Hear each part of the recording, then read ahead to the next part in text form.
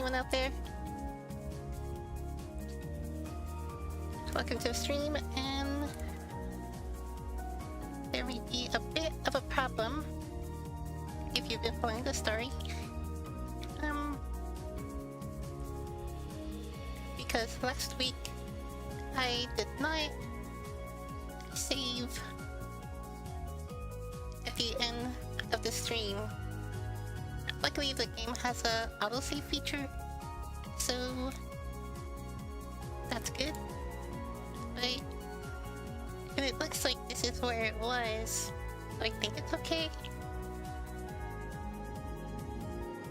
But yeah, I'm not exactly sure if this is actually the spot where I left off last week, but let's see. They usually do it at the campsite because that's like a break to you. Oh, wait, let me see.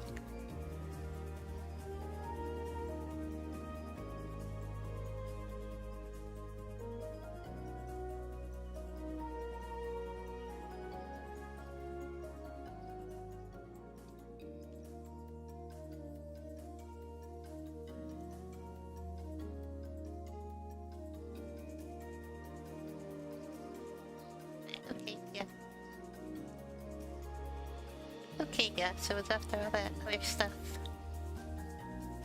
And the big musical friggin' thing. Okay, so we took down that like secret assassin society or whatever. Alright.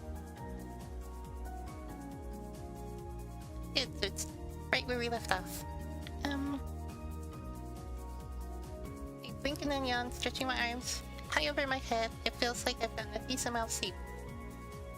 I meet Liana out in the field to practice sparring. We clash our swords until our muscles burn and we're both breaking a sweat. It's a lot easier to keep up with Kauna now. After a while, we brush up on my wind magic. Leaping from aisle to aisle at the wind temple has given me more confidence with controlling it. For practice, I levitate the Pongo and swoosh him above the grass a few times, much to his delight. We head back to camp and find the rest of the team to be awake. Greetings. Did you enjoy your practice? Yes, it was good. How did you sleep? Quite sufficiently. A significant amount of time has passed since you last attempted to open a temporal rift. Since you've absorbed more energy, perhaps now would be a good time to attempt it again. I mean, sure, but it's probably not gonna happen till I get all 5. Because that's how these stories go. Wait, you want to do that now? Yes, we have resolved our mission with the Cloaked Brotherhood, and we are refocused on our search for the temples. It would be an ideal time to try again.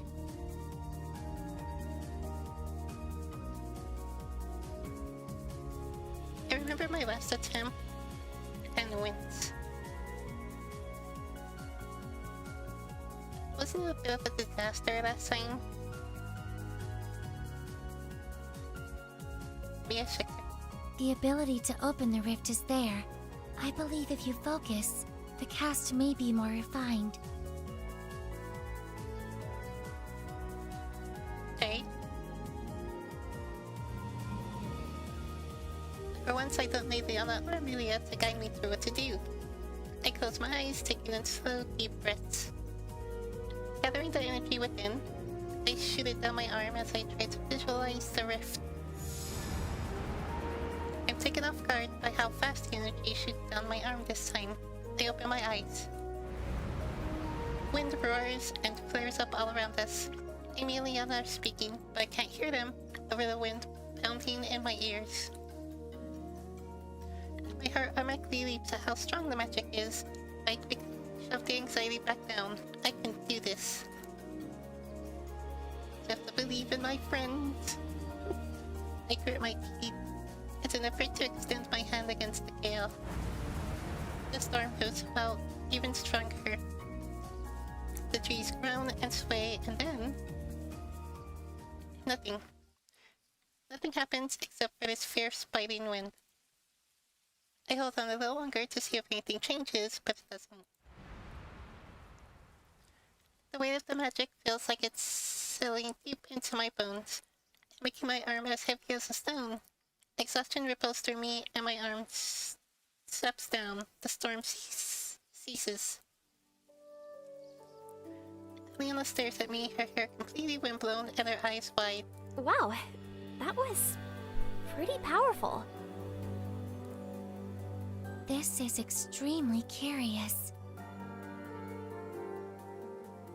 I jerk my head up. Emilia's face is a blank sheet. She taps her chin. It seems you are still a complete failure. Oh, geez, that's nice. Oh, hey, James. Yeah, I totally forgot I was gonna do the story thing again because, you know, I usually stream at night, but, I'm gonna stream Alien tonight, so I was like, I should just do this during the day and try.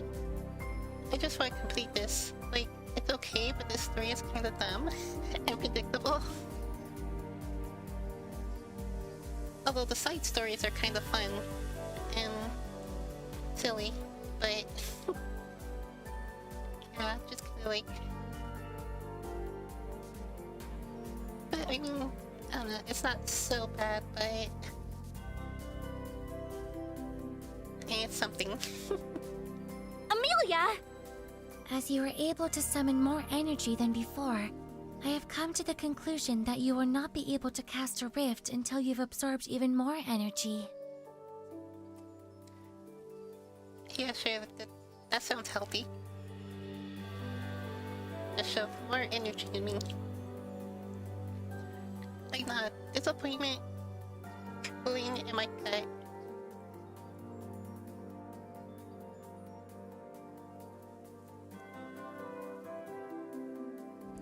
I was hoping to get a step closer to home. I feel like I'm making no progress with these rifts at all. However, your cast was exponentially more powerful than before. Your ability to manipulate energy is increasing at an unprecedented speed.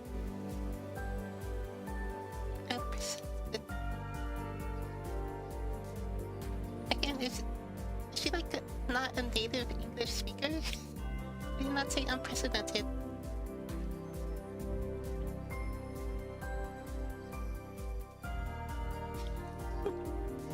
Okay, James, good luck. And have a good night. And sleep well.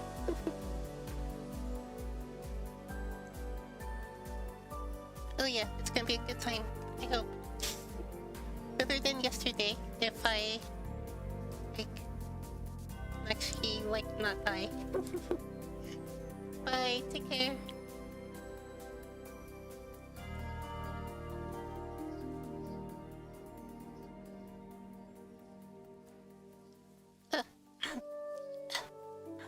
Okay, well.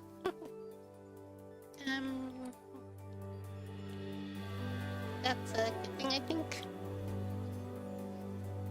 Mila nuts. I just have to keep trying until I get it. Should we start heading to the water temple then? Yep. We jump and roll around. Stop sneaking up on us. Kara stifles a laugh. She seems to be back to her usual self again. I'm good, but I still wish she'd stop surprising me all the time. Which way are we going? We should begin journeying towards the coast. As I am not positive on the temple's exact location, I do believe it will be near a large body of water. Costa Coral is a coastal city which best matches the description of where the temple may be located. It sounds like we'll have to pass through Illumia to reach Costa Coral anyway. We should make a stop there. Amelia's brows crinkled together. Is there not another way we could travel? I have already mapped out a course which would circumvent the academy.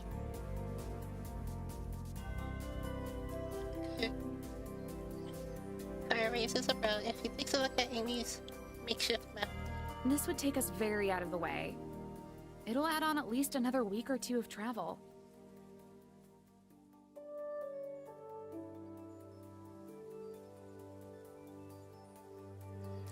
Leona places a hand on Amy's shoulder. It'll be alright. This may be a good opportunity for you to confront your professors. Leona's frown deepens. She seems to be lost in thought. Leona's smile softens. It'll be okay. Really. Sure will. Boy. The Pungo bounces at Amy's feet and flashes her an encouraging grin. Amy still looks a bit worried, but after a moment, she nods. Thank you. Perhaps their feelings towards my field study will be swayed if I show them all the information I have gathered on our journey hence far.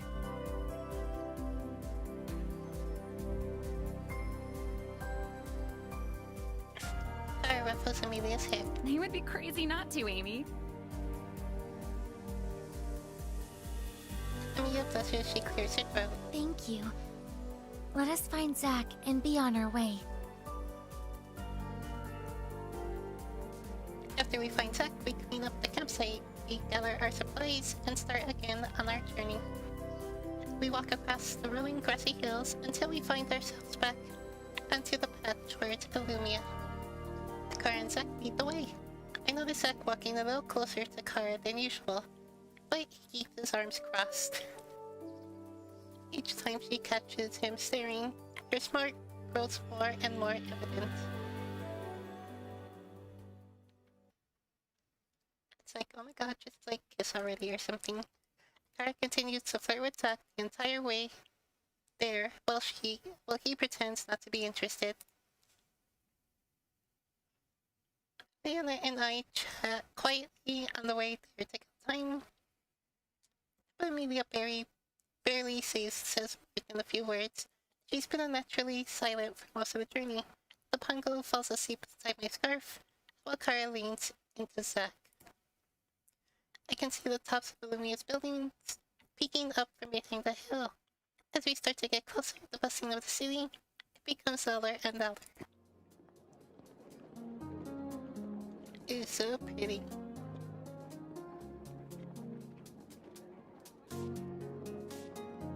I begin to recognize the stone buildings and intricate columns. Darkens. Looks like we finally made it. Yeah, let's out the south side. Indeed, it appears so. City seems even more crowded than the last time I was here.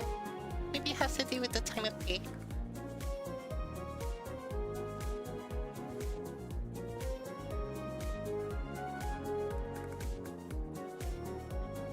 So, are we just passing through here, or are we making a stop?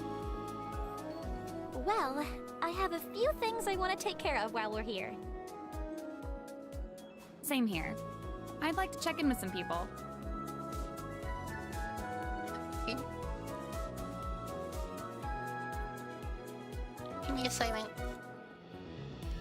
Leona sends her a pathetic glance, patting her ardent arm. Just remember, everything's gonna turn out fine. Amelia doesn't look too convinced, but she nods. Perhaps it would be best to meet at the inn when all of our matters are accomplished? Like always, sure. Yep. Then it's settled. We'll meet back up at the inn in the evening. With a nod, the group splits up and goes their separate ways.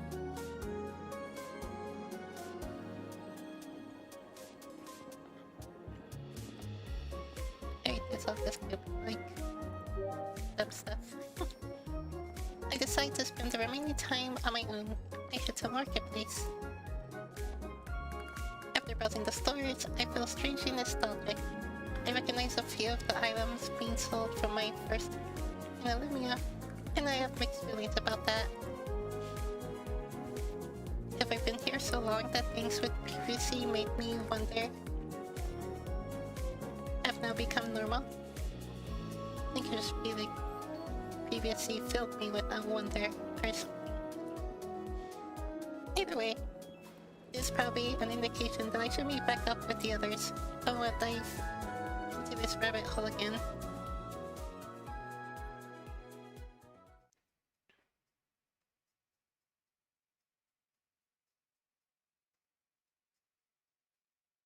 Oh.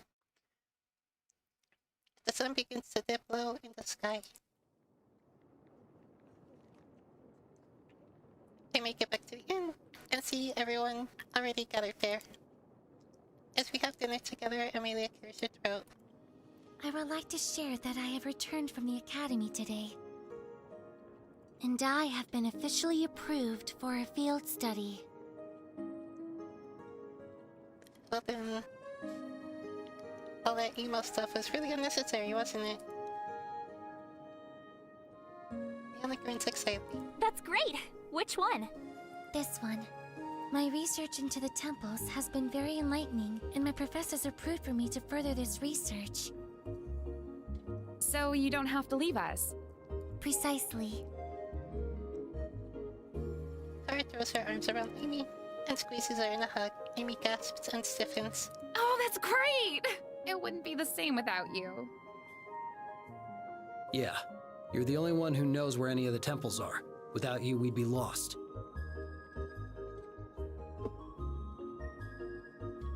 Amy?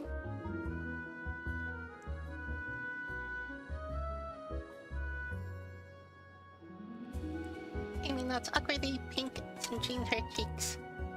Kara suddenly has a mischievous grin. Actually, I've had a pretty enlightening day too. Zack pales. Today, Zach was so sweet when he asked me. We don't need to talk about this. Oh, fine. Kara pouts. What?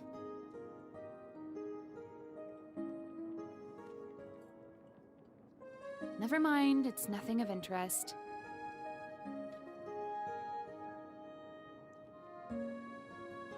I glance at Liana and Amy, who both seem just as confused as I am. That was weird. We continued chatting about our day, and when we finished dinner, we relaxed together in the evening. As the embers burn low and we try to mask our yawns, we decide to retire to bed.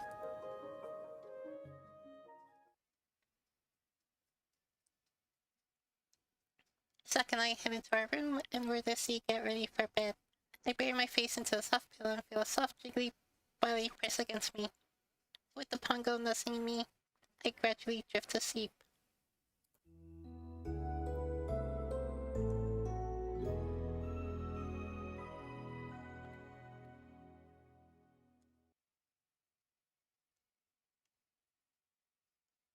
The next morning, we have a quick breakfast and head out of Illumia to continue towards Costa Coral. We walk through familiar rolling hills and grassy knolls late into dusk. As we pass Middle Hill, I'm washed with a feeling of nostalgia. This is where my adventure started. My thoughts wander to my family back home. Do they know I'm gone? How much time has passed at home? Is the passage of time here even equal to that of Earth? What if I go home and everyone's grown old? Will I even be able to go home? I glance at Liana. What would have happened if we'd never met? Would I still be wandering aimlessly around Havengard? Liana looks up at me, feeling my gaze on her, and smiles softly. Her smile calms me and quiets my mind.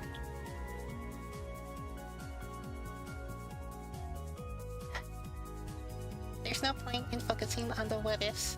I should focus on the here and now instead.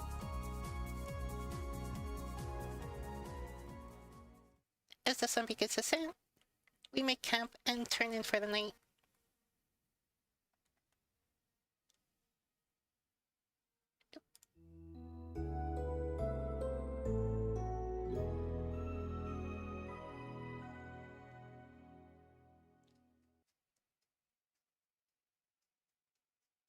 I got no idea as the soft song of morning pulls me out of sleep. sight focuses into view. I spot Liana's empty bedroll and muster the energy to crawl out of bed. Time to get training so I can start my day. I quickly get ready and meet Liana, who was waiting for me a short distance away from the rest of the camp. She smiles warmly as I approach. Good morning! Morning. Are you ready to get started? Yep, what are we doing first today? Casting or sparring? Both. Huh? We're gonna practice magic augmentation. Now that you've improved in the fundamentals of both sword fighting and casting, we're gonna try to use your magic to enhance your swordsmanship.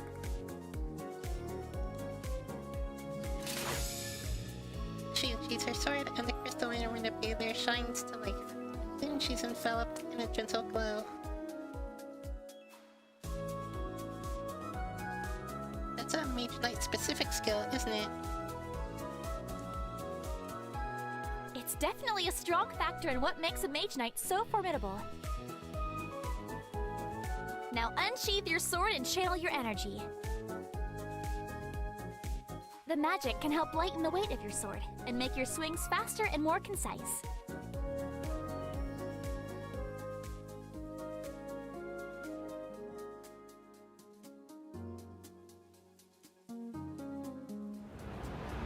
I carry the wind magic and direct it towards my blade. It feels as light as a feather, like it could float out of my hand.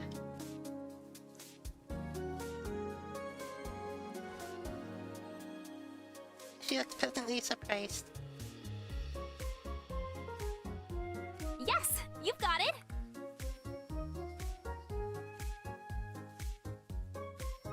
Okay, now when you swing your sword, use the air around you to push the sword in the direction you want it to go.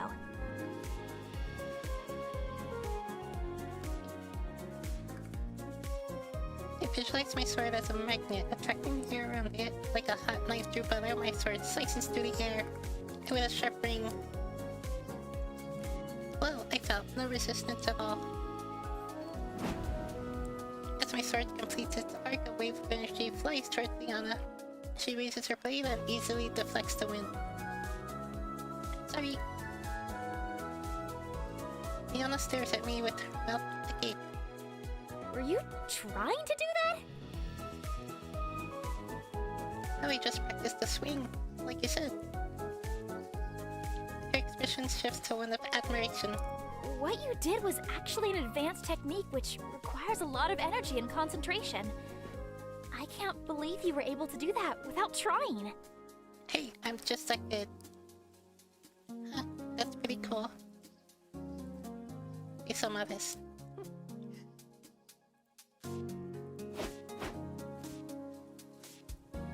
I throw my sword, enjoying how easy it cuts through the air. I can get used to this. Wind augmentation is pretty awesome. And like wins. Since you've been able to pick this up so quickly, are you ready to put it into practice? Yep. Ready my blade, Liana. Matches my fighting stance. We go through the motions as we have so many times before. This time, I filter energy into my blade. As she moves to strike, I easily evade her attack.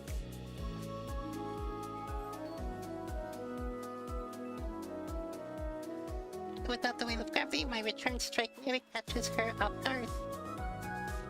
Good! She grins in approval and moves in for another attack.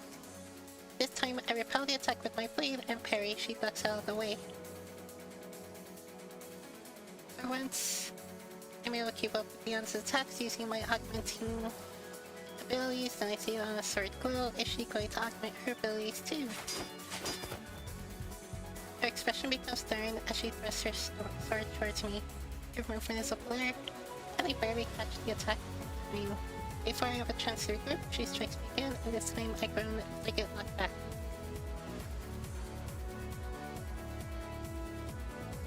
I don't think Leona is holding back or taking it easy on me anymore. She continues to overpower me in the sword fight. My breaths come in labored wheezes even with my magic. I can't get through her defenses.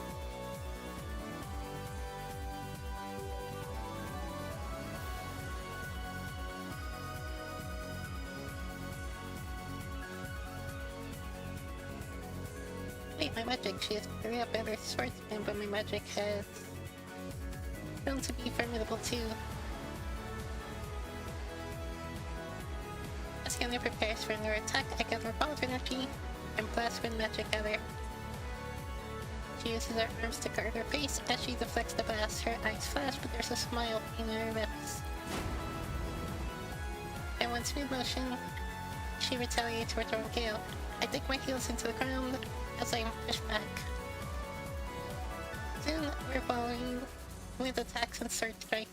In a last attempt to gain some ground in this battle, I channel as much energy as I can into one powerful windstorm and then fly towards Kauna.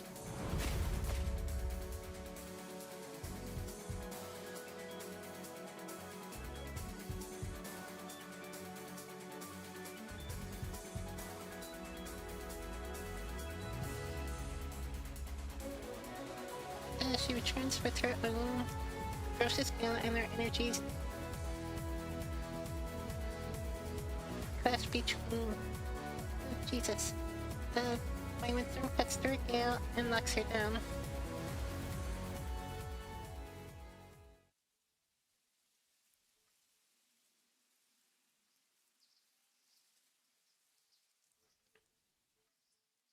Am I?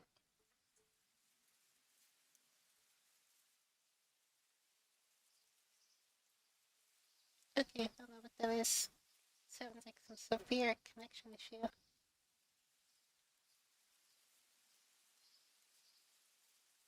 Okay, anyways.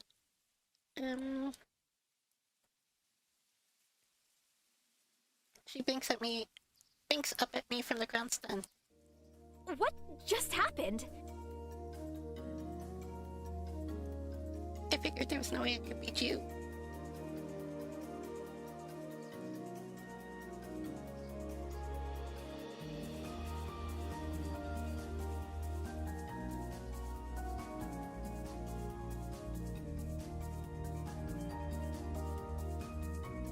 Okay, there we go, jeez. So much fun. I figured there was no way I could beat you in a sword fight with all your years of training, but I've been doing very well in casting and with a better chance of beating you that way. That doesn't explain how you overpowered my cast. My training has obviously paid off. Duh. No, I mean that level of energy output should be impossible. Well, like we already established, I'm just awesome.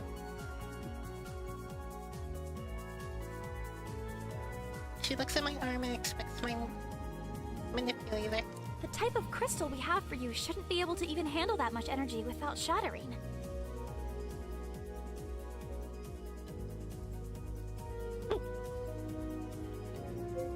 I'm just a man of talent.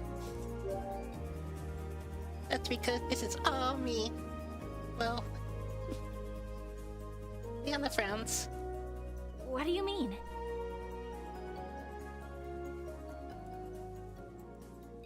Maybe I've been casting differently this whole time. I'm just that good. Liana shakes her head. There's only one way to cast, and if you're able to do it, then you can do it. Oh yeah? Well, we put that theory to the test. Let's have a duel with me using your crystal. I bet nothing will change. We'll see about that.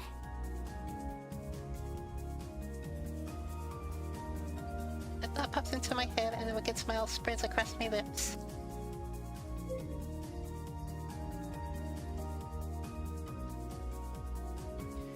Is this gonna be like if I win you have to kiss me or some stupid stuff like that? How about we make it a little more interesting?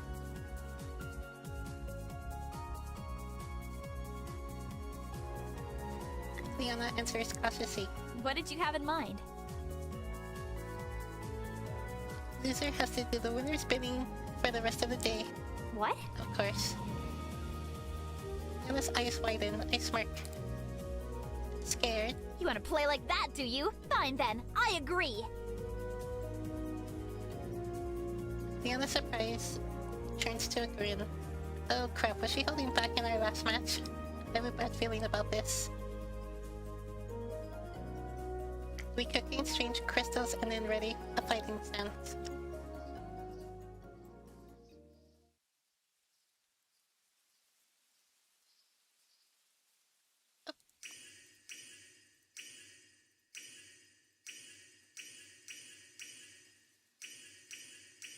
Oh, what?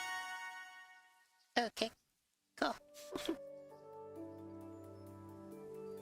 Sometime during our duel, a crowd forms around us as that car and Amelia watched. Zack shakes his head. You're losing your touch, Mage Knight. Leona stares in shock.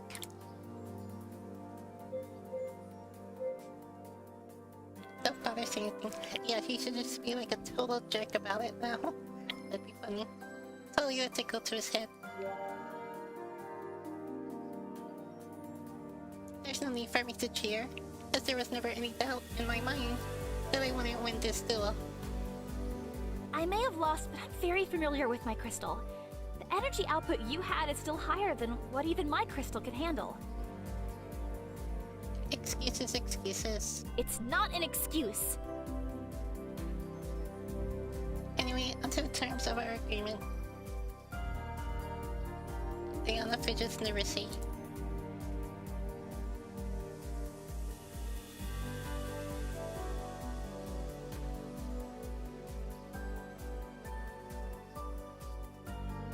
I want to see what this is. Also, I don't really be sure if this would actually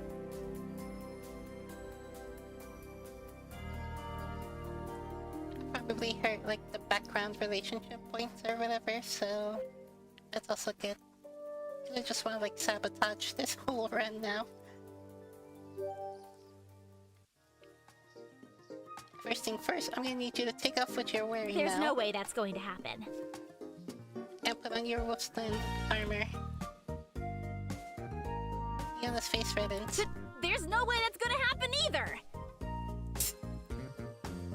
What part of the bidding of the winner do you not understand? She grabs his arm. Maybe I don't have it anymore. Yeah, you do. I watched you pack it when we left Wolfston. A slight smirk slides across Kara's face as Leona's blush deepens. Why do you still have that armor? It might come in handy. You know, if I ever need to hide that I'm from the Mage Guild again. Uh-huh. I'm sure it has nothing to do with the fact that you like wearing it. It doesn't! I mean, I don't. I mean, it's just useful, that's all. Regardless of why you kept it, the fact of the matter is, you still have it, and it must be worn. Leona hesitates and looks like she's about to protest. Or are you already reneging on our bet? No. Where's your sense of honor? Fine. I'll put on the stupid armor. It's... I'll put on the stupid armor. Wait. Oh. Oh. I'll put on the stupid armor, my handsome master. I regret their words immediately, as a snap of wind whips my arm. Oh, that hurt. Really? I thought that might be something you're into, Master. Oh, snap. Sarcasm drips off her last word. Still worth it. I better stop while I'm ahead. As Leona stumps off the change, the rest of us return to the campsite. Leona finally returns wearing her alternative outfit. Happy? I grin. Very much so. Once we return to the campsite, we scarf down breakfast and clean up as we're prepared to continue our journey.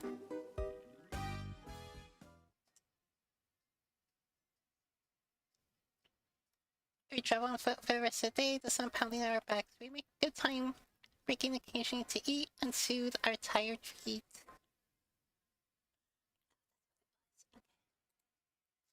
Once the sun begins to set, we find a secluded area to make camp. Per usual, Leon and I are charged with building a fire. We wander the forest collecting tinder and firewood every time Leon bends down. I grin as I appreciate the view. Wow. So it's turned into that kind of story.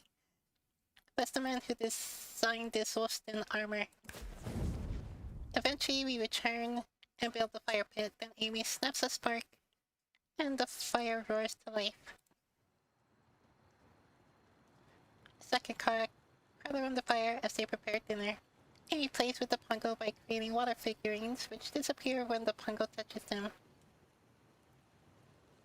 Leon and I begin cleaning manipulators and sharpening swords. By the time we're finished, dinner's ready. Leon stands to grab a bowl. Will you grab me one too? She looks back at me and answers flatly. Of course. She carefully balances two bowls and gently places one in front of me. Then she gets comfortable and we can see. Oh, Liana. She asks. Oh, wait. Oh, geez. But my hands are really tired from all the work we had to do today. Maybe you could help me out. You want me to feed you? I grin and open my mouth. She blushes at the rest and watches her. That's a little too much, don't you think? I think it's perfectly reasonable. Kara grins and turns to Zach. Open wide!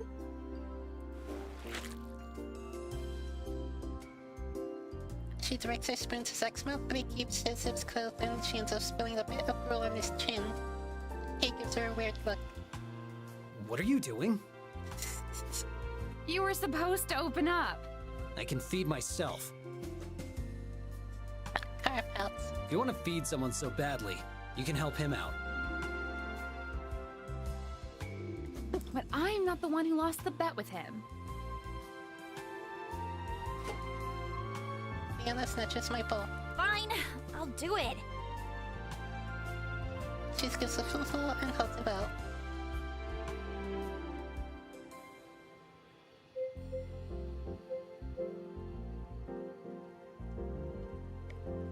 Wait, is... what?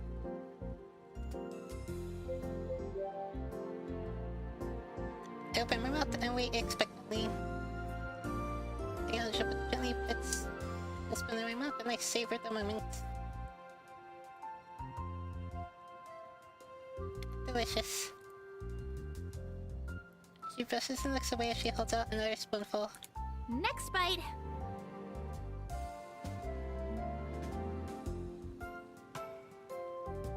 Liana continues to feed me until my bowl is empty. After we finish eating, we help her clean up. Then Liana pops down in front of the fire and I sit beside her.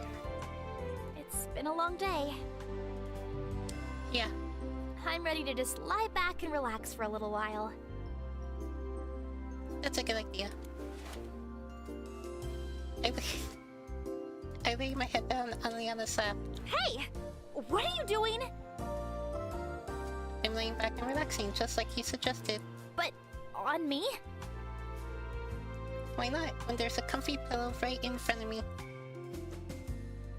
I close my eyes and make myself comfortable. You're really enjoying this, aren't you? Of course. Enjoy it while you can. Next time, you won't be able to surprise me, and the results will be different. We'll see.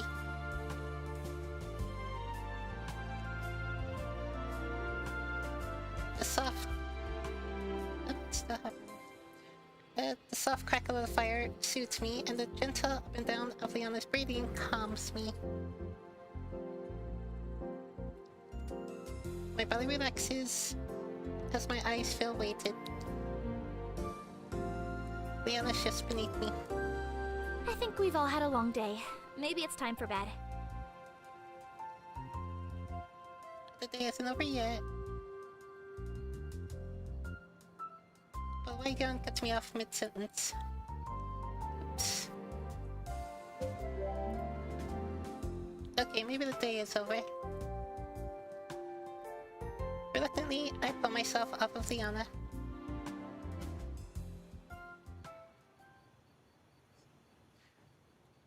We each crawl into our separate bedrolls and I fall asleep.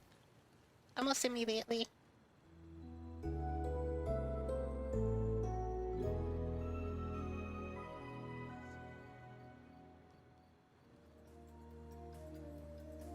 I wake up bright and early next morning. Liana and I have a quick spar and practice and return to the group. Just in time for breakfast. After we finish eating, I clean up the camp, but we waste no time in resuming our journey towards... What's the coral? I'm a little disappointed Liana's already changed back into her usual outfit. Of course you are. Creep. After all, she kept almost enormous, so she must like it, at least a little bit. I mean... Great, whatever.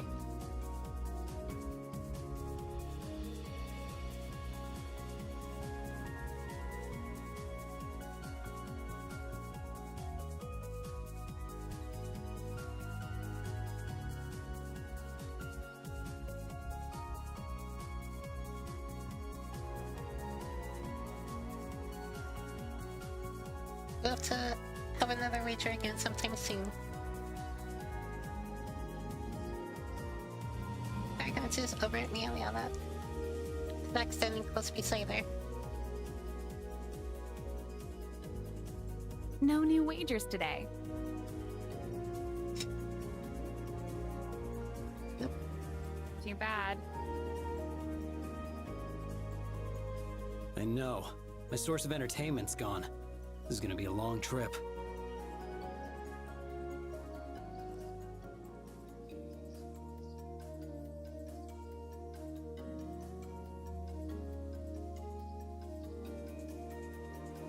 Karthik sucks arm and pushes herself close to him. I'm sure I could find a way to keep you entertained. Oh well.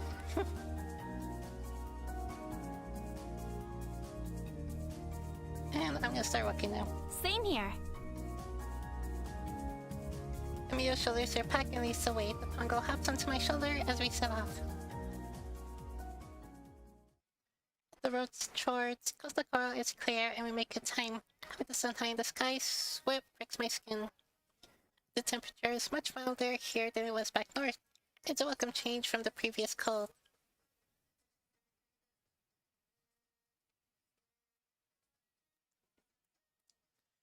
We arrive at Costa Coral in the afternoon. As we pass through the gates, the first thing I notice is salty breeze coasting through town. The houses and shops are all but built higher above ground than what I'm used to seeing, with large white windows to lend the sun and breeze. We pass through the main square, and people peruse the shops, but the bustle isn't quite as busy as the previous towns. Shopkeepers laze by the desk, fanning themselves with wide woven fans. The slow pace of town calms me. This would be a really nice place to just relax for a few days.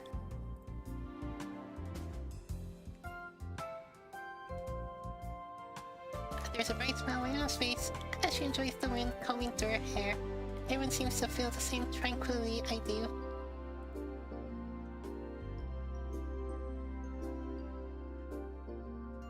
After passing through town, we find the inn where we settle down.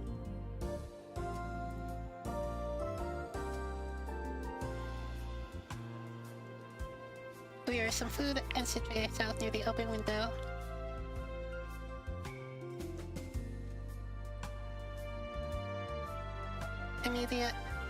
Immediately consult her notes.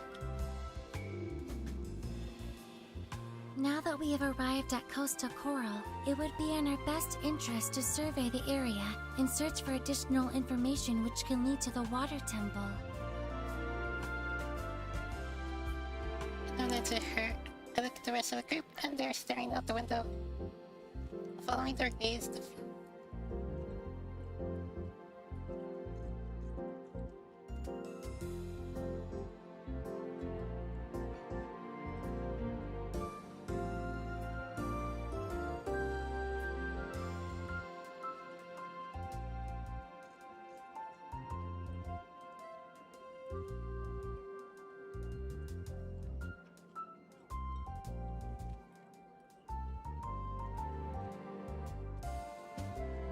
wider staircase, the view from the inn overlooks brilliant white sands and crystal blue water. Oh, I know what this is.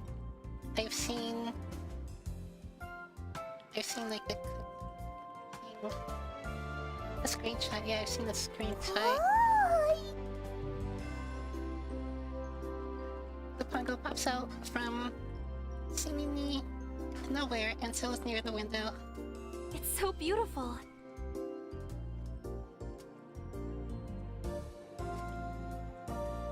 Harkins broadly and leans closer to the window to get a better look. Even Zack relaxes as he watches the gentle lapping of the waves. Only Amelia remains transfixed on her notes. Perhaps we should inquire with the locals here as to the whereabouts of the temple.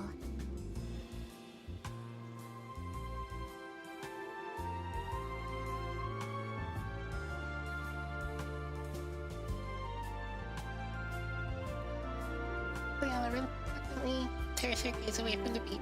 Well, I suppose we should do that.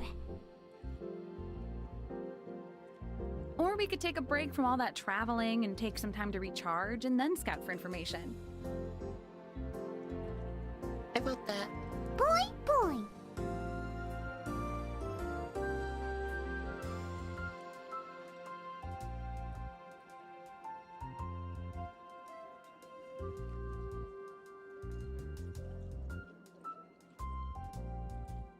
Okay, hold on. Previously.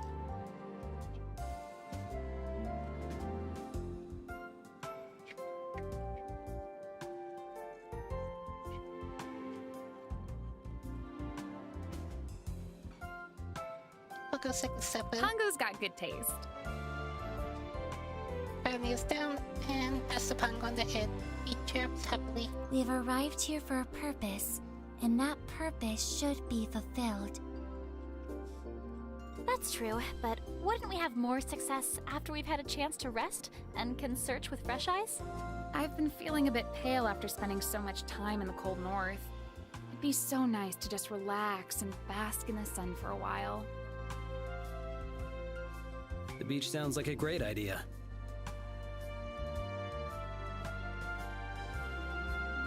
Gives a positive blink at Zack. Really? Of course.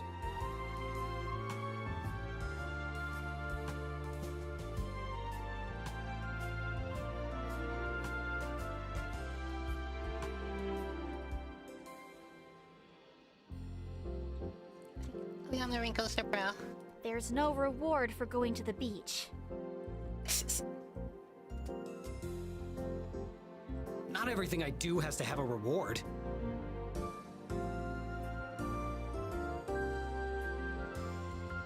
Gar smirks and wraps herself around Zack. Obviously, his motivation for going to the beach is to spend more time with me. I take it back. Let's do Amy's thing. Hey! Amy looks thoughtful. The journey here has been long. I suppose a brief repose could be a good idea. Then it's settled. I don't know about you guys, but I didn't exactly pack my swimsuit. Good point. I noticed a few clothing shops we passed on our way here. Perhaps we may find something suitable within.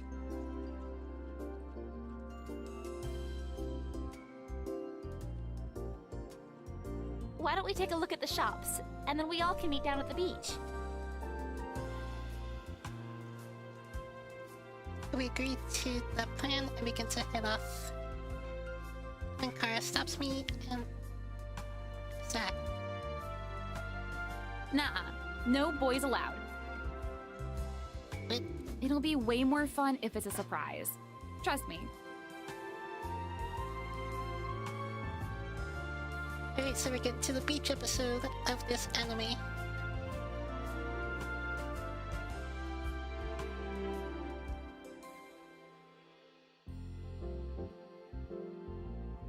Oh, where's my... Oh, my card is stuck. Okay. After leaving the inn together, we browse the local bazaar.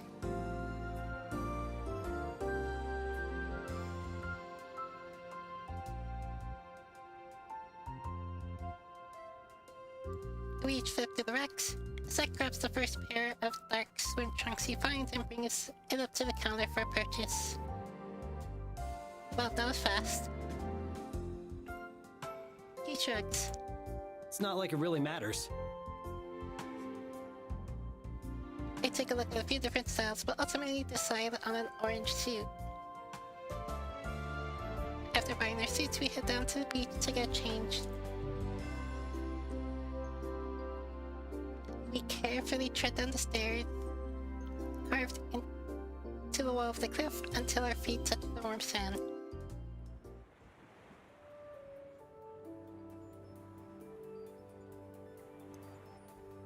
The beach is laden with visitors. Children build sandcastles or race by the water, shrieking when the waves lap at their feet. Even more children play along the cliffs, chased by their parents who fiercely scold them. Most people lounge beneath the sun, flipping every so often to even out their tans. Zack and I wait for the girls in a more secluded spot. Boy! I glance down and see the Pongo has returned. We made it here before the girls. Boy! Is that just me, or does he sound disappointed? We continue to wait. And wait. So Zack, what kind of swimsuits do you think the girls would get? That shrugged. Nice ones, I would guess. I nod. I'm really looking forward to seeing...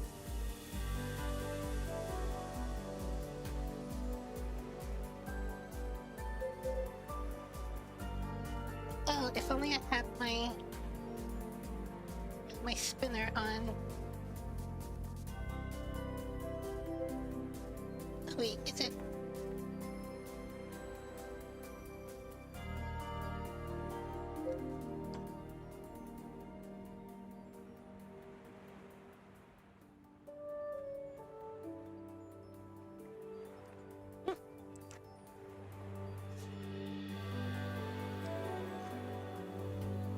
Oh, no.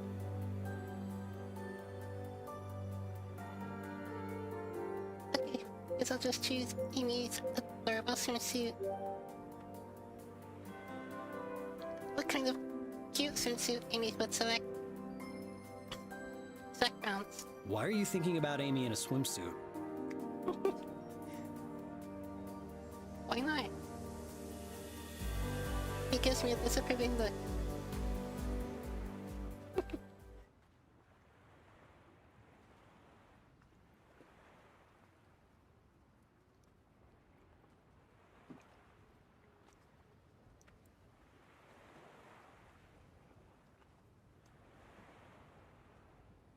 You know, it'd probably be funny.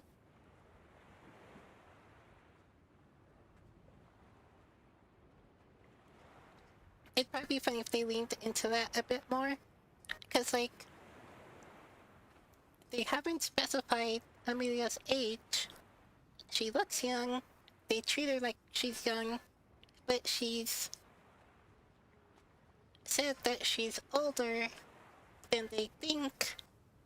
But she's still, like, the youngest, like, mage caster or whatever. But, I mean, she's at the academy. So, like, it would be funny if they kind of, like, leaned into that a little more to, like, make fun of, like, all the anime stuff where they do crap like that.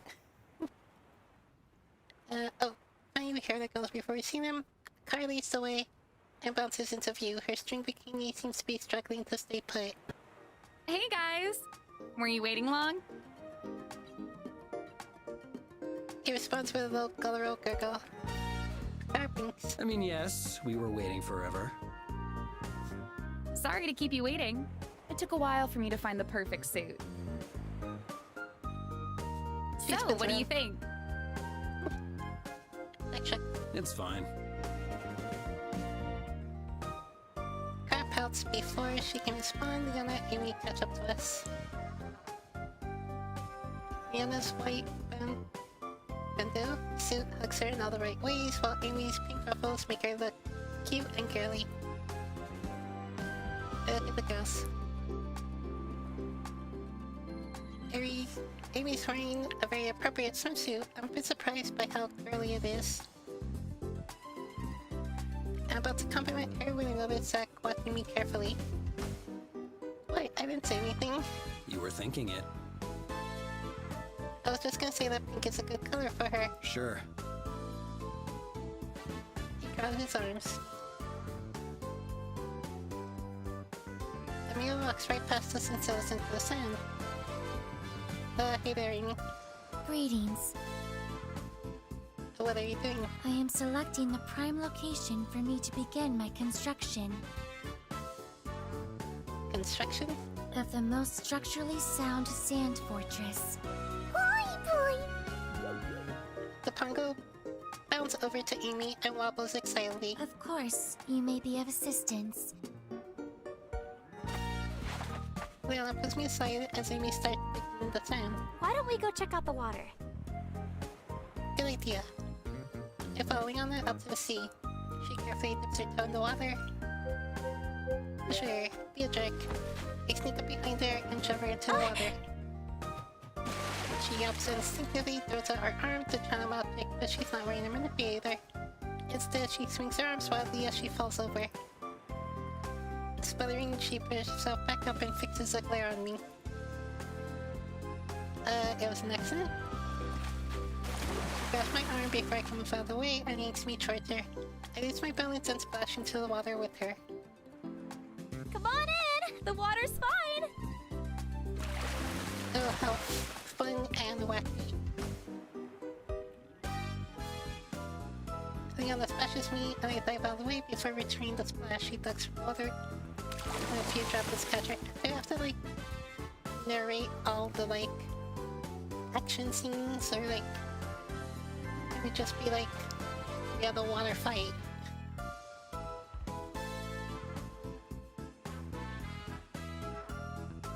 She grins mischievously, uses her arms to send small waves my way. Whoa! I try to swim out of the way, but the wave splashes my face. If that's how she wants to play, I use both my arms and send an even larger wave over in Leona's direction. She automatically moves her arm into casting position,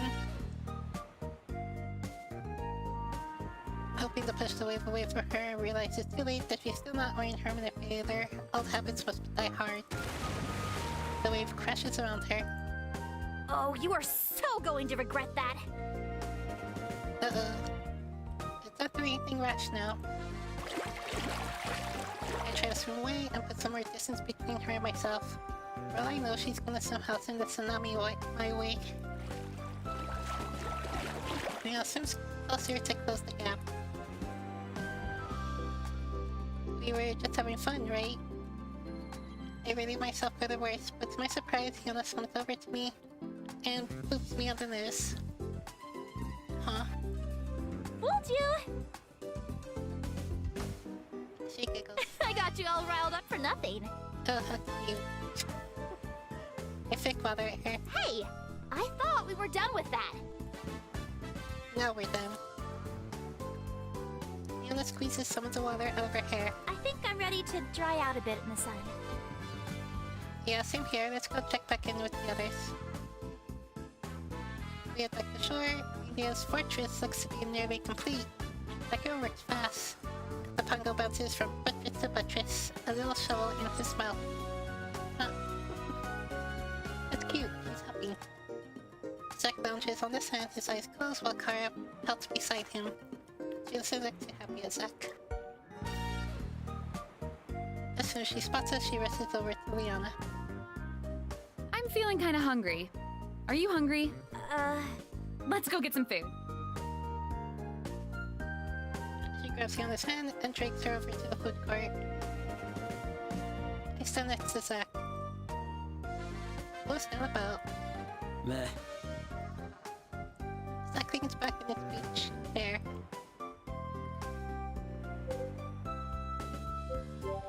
You do you, but I consider nudging Zack but decide against it. He and Kara have a complicated relationship, and I'm not gonna pretend to understand it.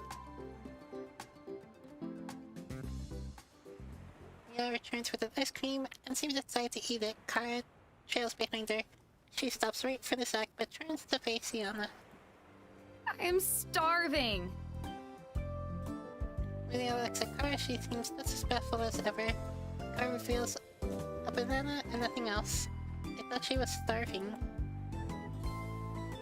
She peels the banana and carefully maneuvers the fruit as far into her mouth as possible. Kara, be careful! If you take it all at once, you could choke! Wow, that's subtle. Kara grins and slowly pulls the insect banana out of her mouth. Oh, don't worry. I have great control over my gag reflexes. Zack starts coughing as his face turns red. But you're right. I'm just so hungry that I got a little eager. Is this better? She puts a sizable amount of banana in her mouth at once, then, noticing Liana's chagrin, carefully pulls back a lot. She takes in a bit more, then pulls back. I don't think she's actually planning on eating that banana. What was your first clue, genius? She makes eye contact with Zack. You have weird eating habits. Kara's eyes flash and she takes a vicious bite out of the banana. For some reason, I wince, and so does Zack. For some reason, yeah. When she's done eating, Kara gets close to Liana again. Oh, do you know what we forgot to do? Put on sunscreen! Liana's eyes widen. You're right! You don't like the tan? It's not about tanning. It's about protecting your skin. Exactly! Kara leads Liana over to the beach towels, and the two of them settle in.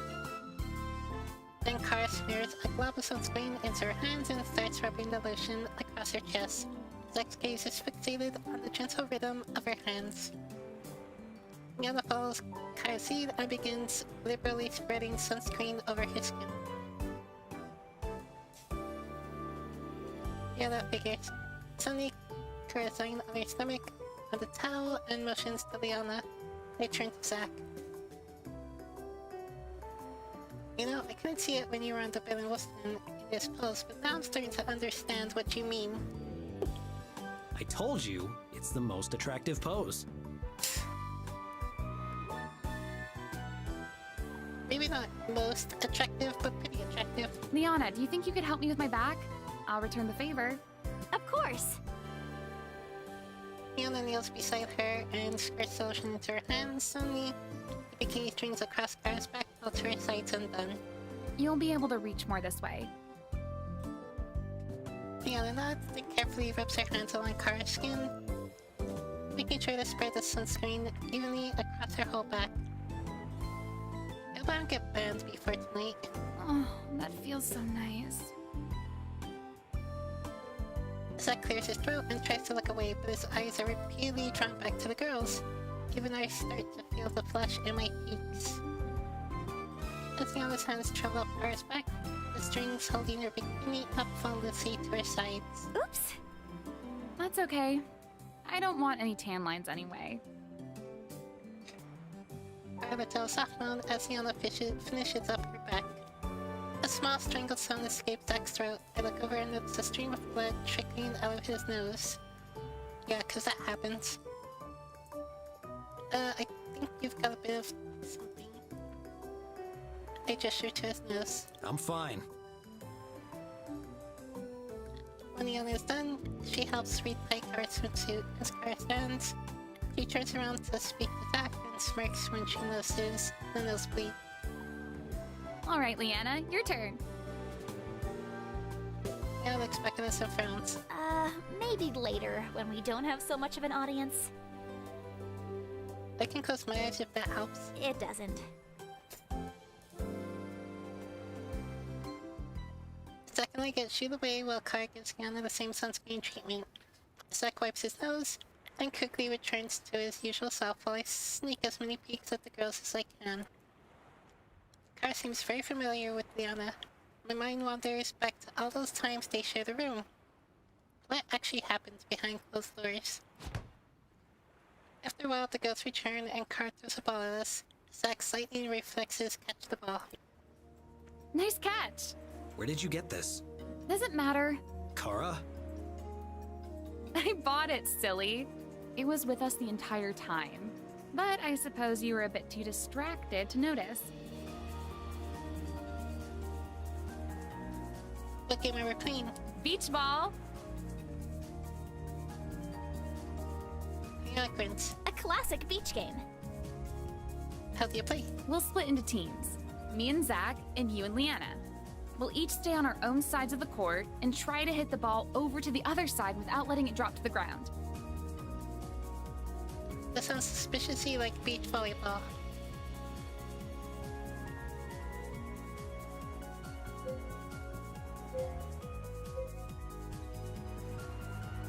I kinda wonder with they're just gonna be like, oh no, this beach ball.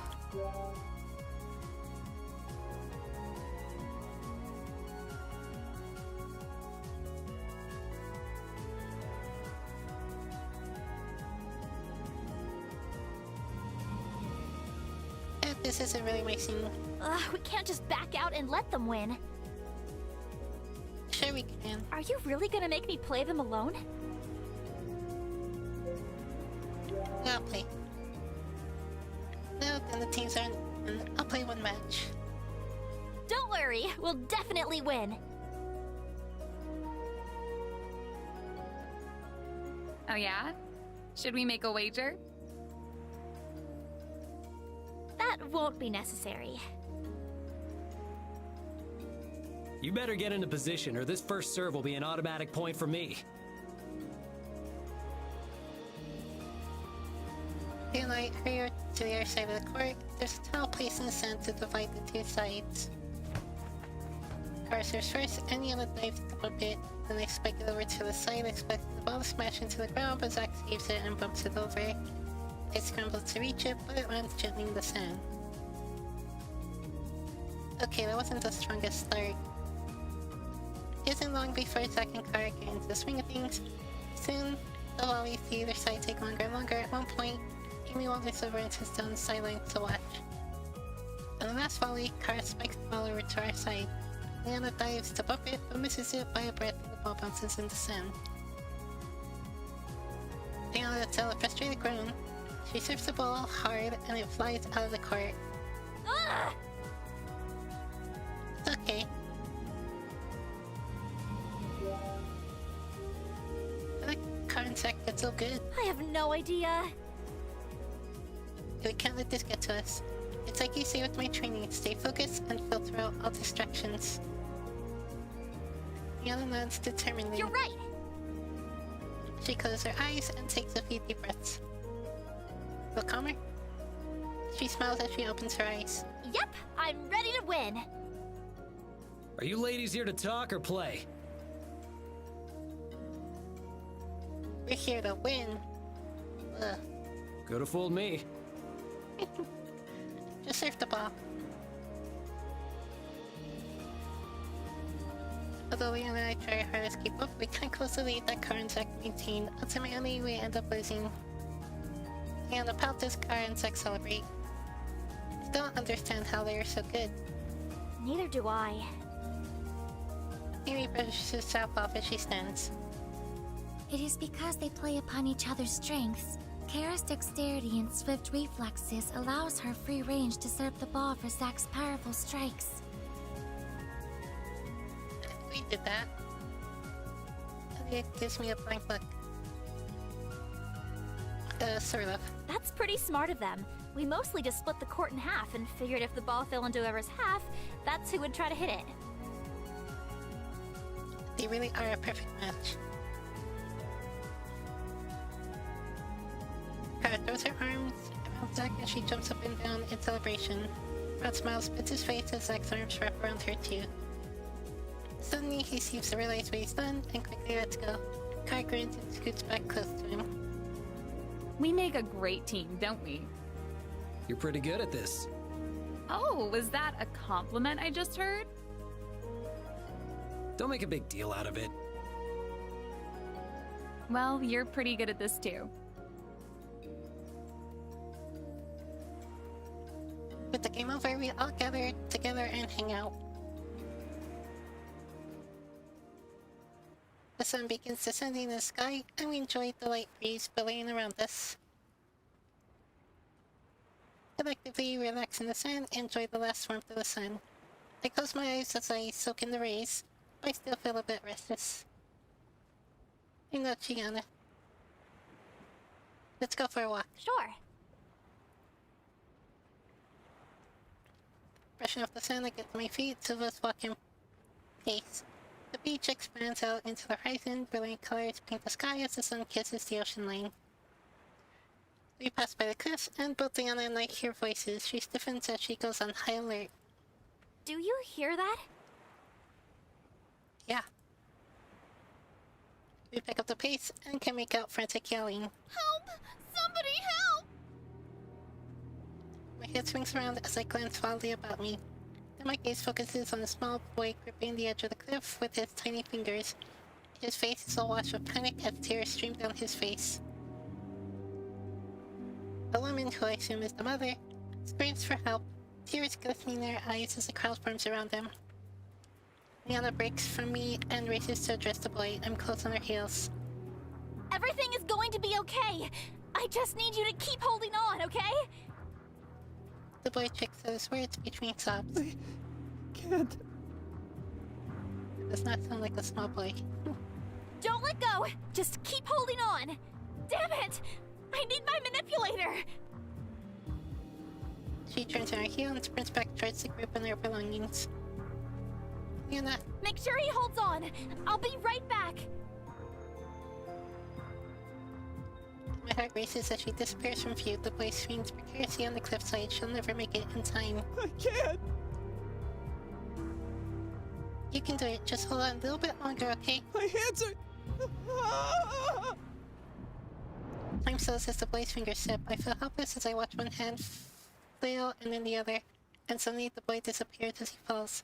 And my ears pound to the beat of my heart, and all sounds are muted, as if washed away by the ocean.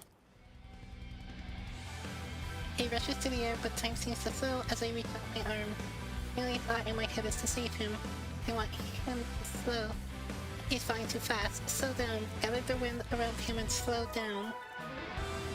And to my surprise, he does. His descent slows and slows until he's hovering just above the ground, and then he drops ungracefully into the sand, but ultimately unhurt.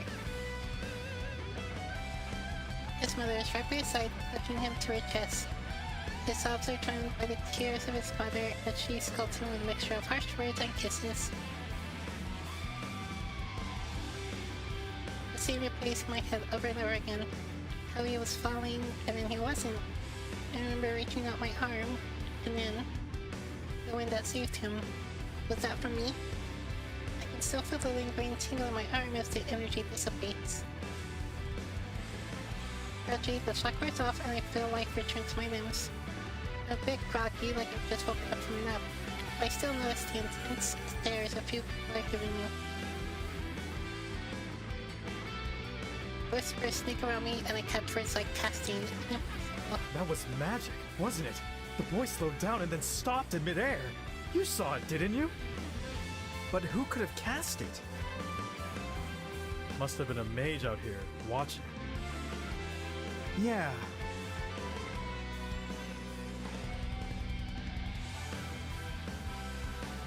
They glance around looking for anyone who could be suspicious, and then their gazes land on me. Uh-oh. As their eyes narrow, Liana finally returns and rushes over. The team is right behind her, things already gathered. Liana gently urges me to move.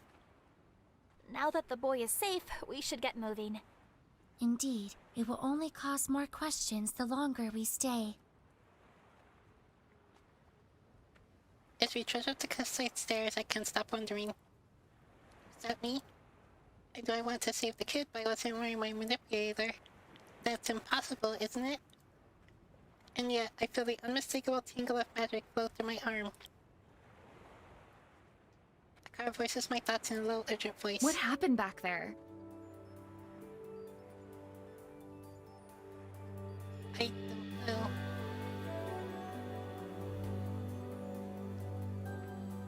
You cast it. What?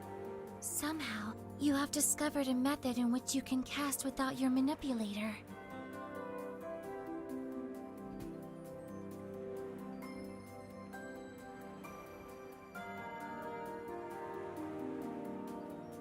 I thought that was impossible. Yes, however, absorbing energy directly is impossible too. For you to use that internal energy to cast is a new occurrence for all of us. We don't know how to channel magic without a manipulator, so we could only teach you to cast in the only way we know how. Do you believe you could replicate such a casting?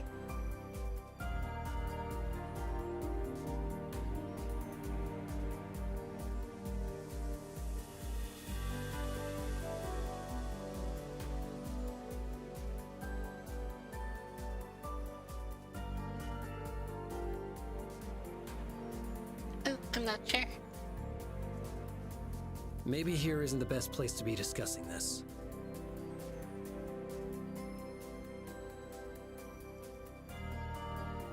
Sarcastic crowds of people rushing past us, presumably to check out the beach.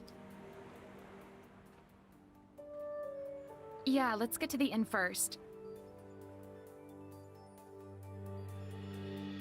We all change our swimsuits and then regroup.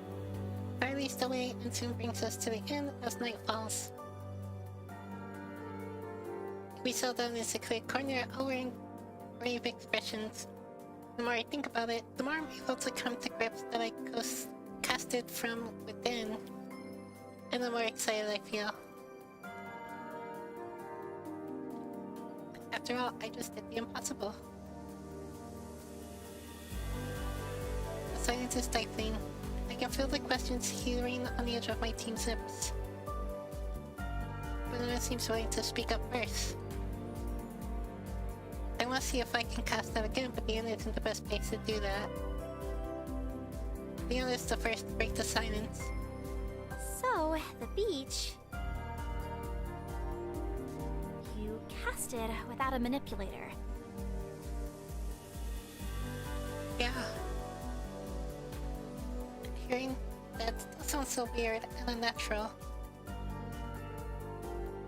I mean, the fact that you cast magic at all is weird and unnatural. I mean, like, How did you do it? I have no idea. Everything happened so fast. Perhaps you can recall certain stimuli which may have affected you differently.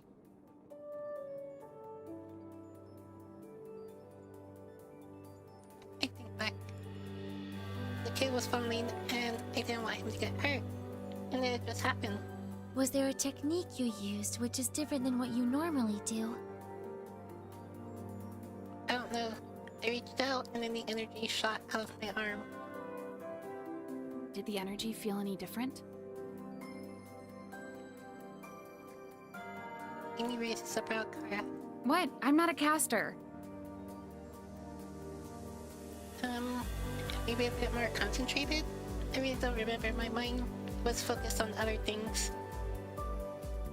Amy frowns.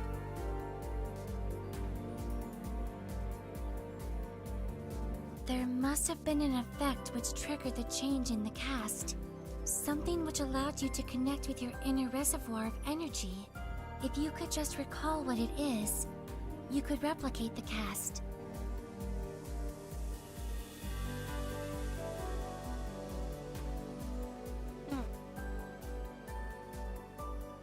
My mind is a swirl of thoughts.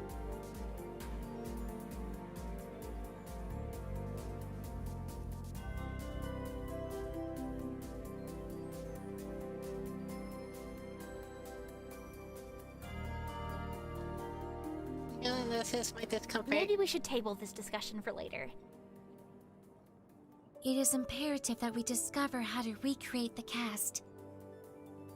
I agree, but we may be more successful if he tries to cast again. You are correct. We shall attempt to recast again when we are more isolated.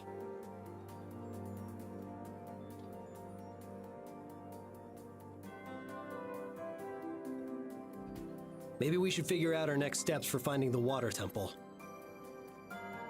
You're right. We had our break at the beach, but we did come here for a reason.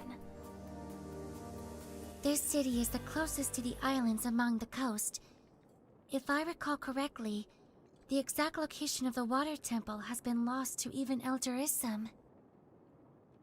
My assumption would be that it is located on one of those islands, similar to how the wind temple was located on the floating isles. An intelligent assumption, but one that will keep you from the true location, I fear.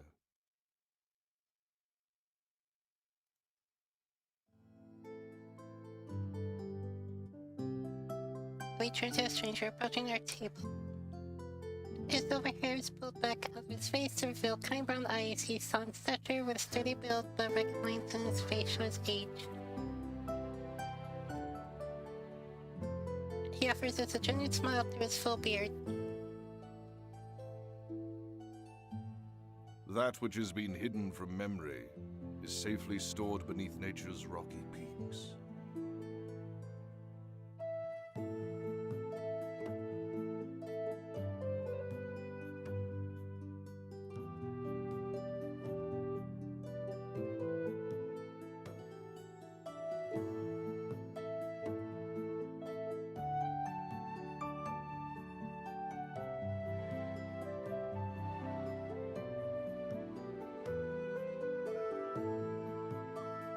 Who's this guy and why is he dropping on our conversation?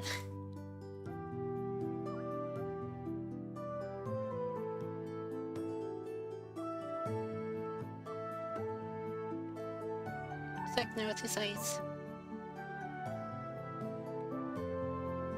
And who are you?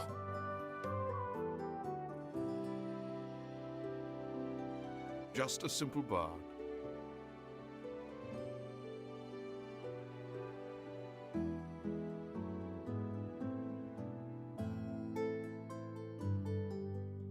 A bard.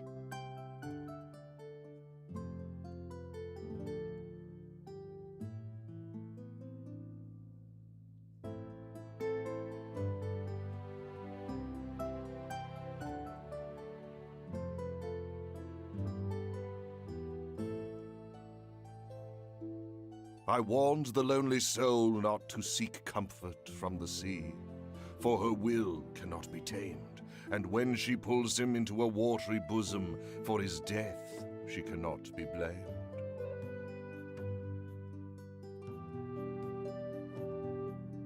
Alright.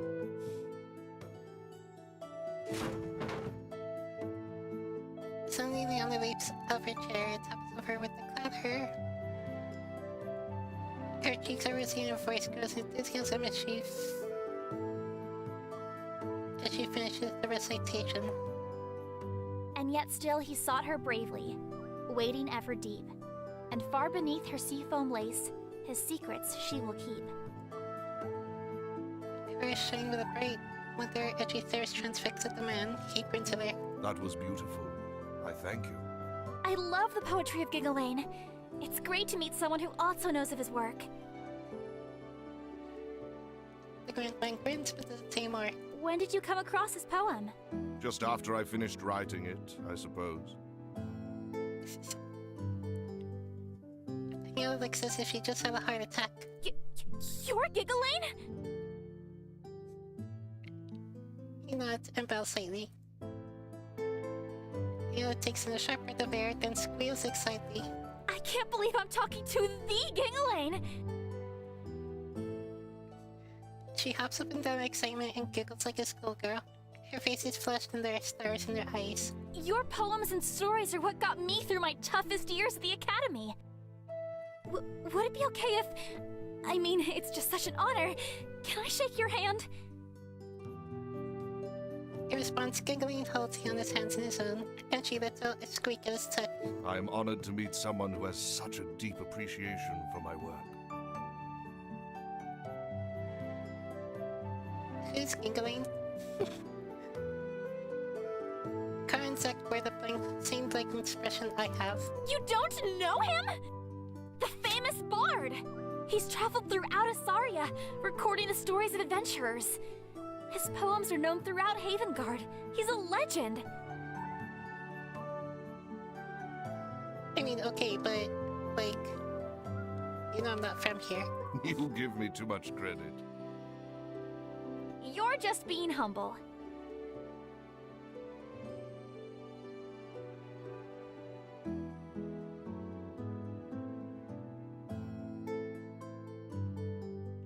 They all look complete Eastman.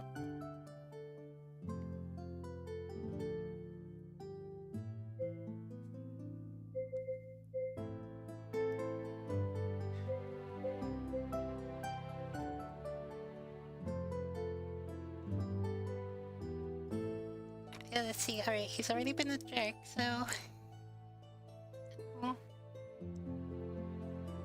So should we go with dismissive a-hole, or just like total anti-freaking contrarian?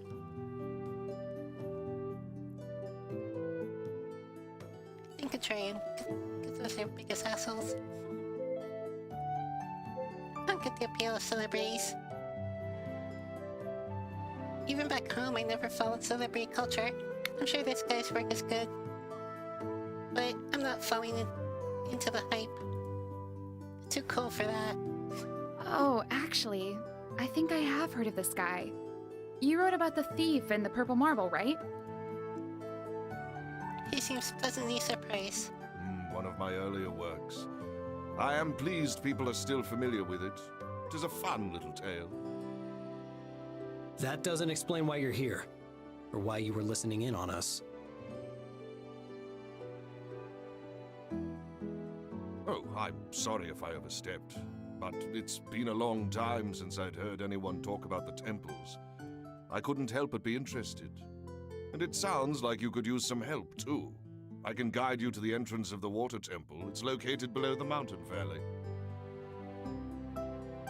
Well, you know where it is. You know he taps his nose. As a bard, I do come across all manner of stories and information. He strokes his beard in thought. If you're open to the suggestion, I'd be happy to show you where it is. Why would you want to join us? I'll admit my motives are a bit selfish. If your adventure is seeking out the temple, I'd like to share in your adventure. Leanna gasps. You want to record a story about us?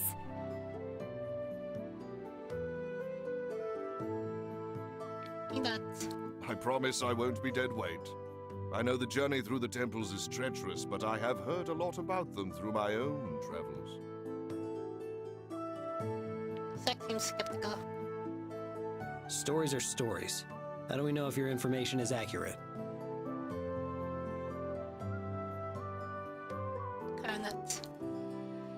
Yeah, that one about the thief seemed pretty fantastical.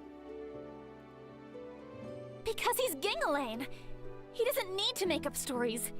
He bases them all on real events. Throughout this, Amelia had been scanning through other symptoms. Perhaps there is merit in what the bard says. If even Elder Ism had difficulty locating it, then it must be well hidden. We do know that the Aquarians use the nearby mountains as defenses against neighboring tribes. It is not unlikely that the temple could have been built within the mountain. Difficult terrain deters unwanted visitors.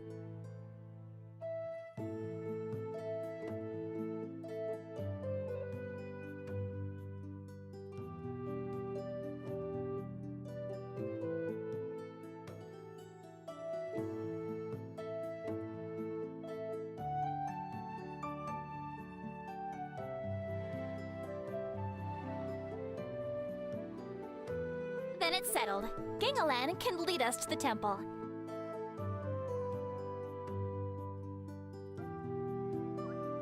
It would be valuable to have the aid of a knowledgeable bard such as he. I spent many a late night reading through his tales of past heroes. They are quite fascinating.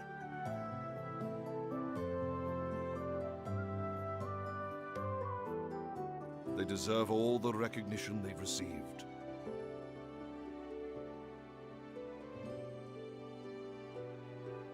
Kara eyes the people trickling into the inn.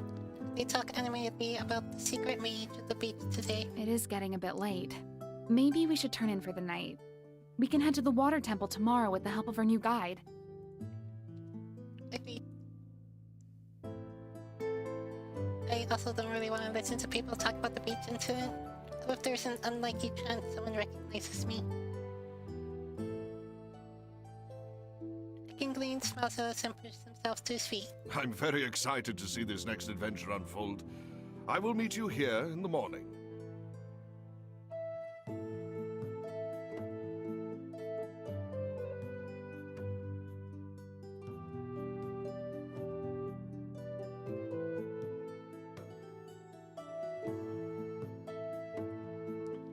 We say our goodbyes and head upstairs.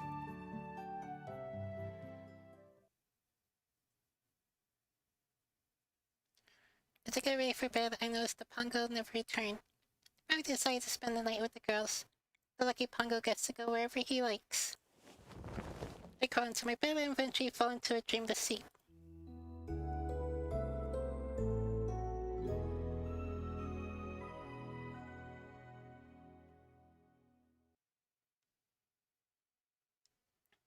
The next morning, we meet Kingling bright and early downstairs of the inn. He leads us towards the sea exit and soon we return to familiar roads.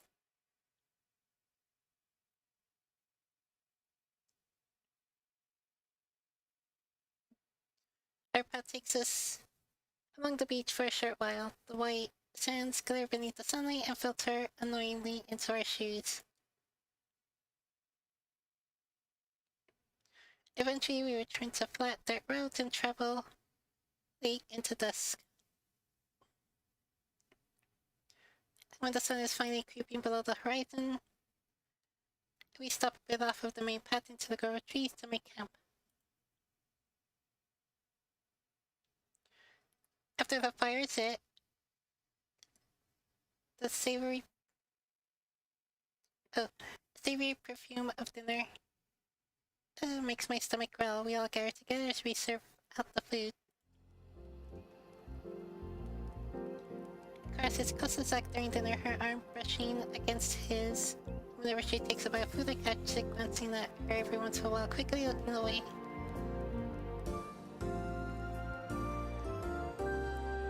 Mila scoots closer to Kingling. So, Gingalan, can you tell us some more stories?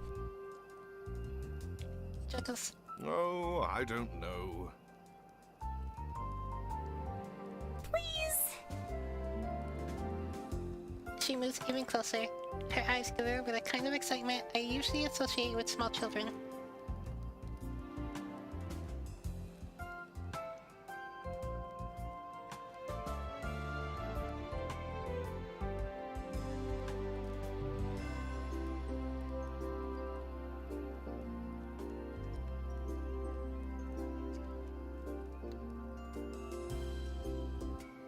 We'd love to hear one. Emilia takes a tiny bite and then nods. Perhaps one which is not as widely known. Liana beams at Kingling. Well, if that's what you wish, how can I refuse?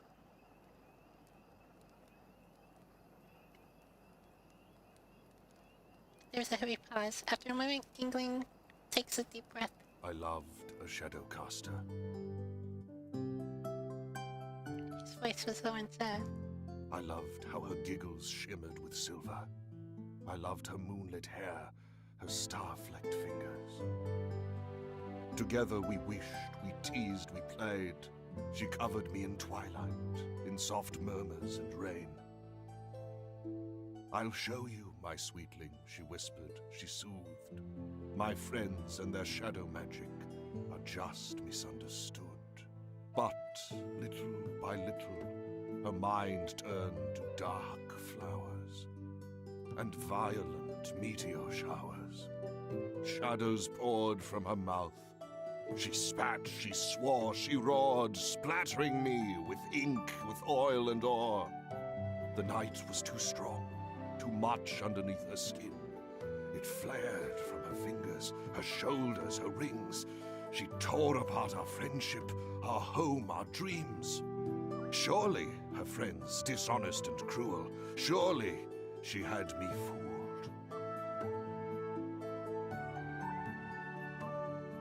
I joined them and discovered too late the mistake I had made. They had been wrong, not her.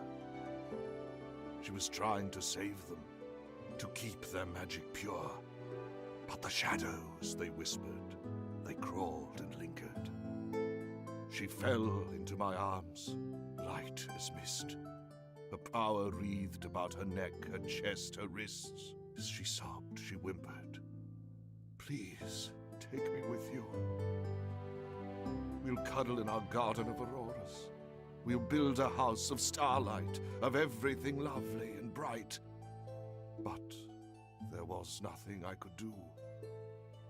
She faded into twilight, into smoke and wind. I'm left with nothing but the memory of her left on my skin.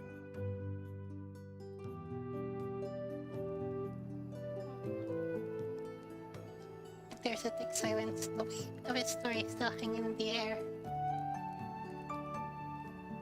The moonlight casts over Gingling's silver hair and beard, bringing out the dark shadows across his face.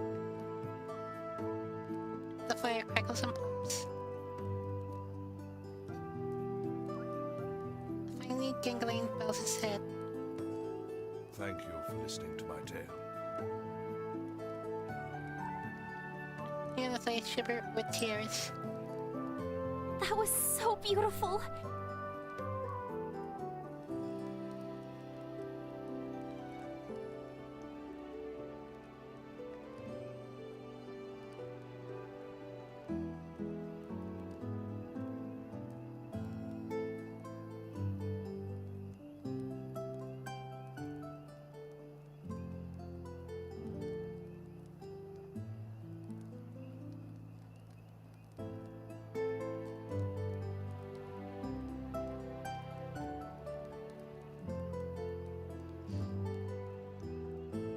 Gingling smiles, but it doesn't quite reach his eyes. Thank you.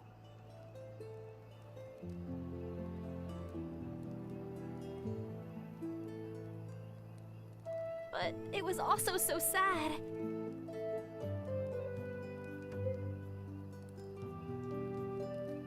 It was alright.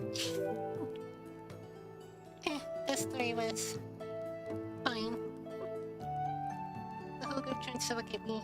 Yana's eyes harden into ice. Really? Why? It's just an opinion. Gingling fesses me a good-natured smile. That's all right. Thank you for listening to my tale. I do appreciate it. I thought it was great. Yeah, me too.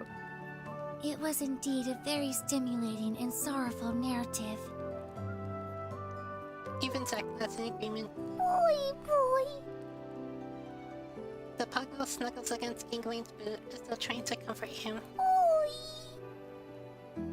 Gingling pats him on the head, his eyes crinkling with warmth. Thank you very much.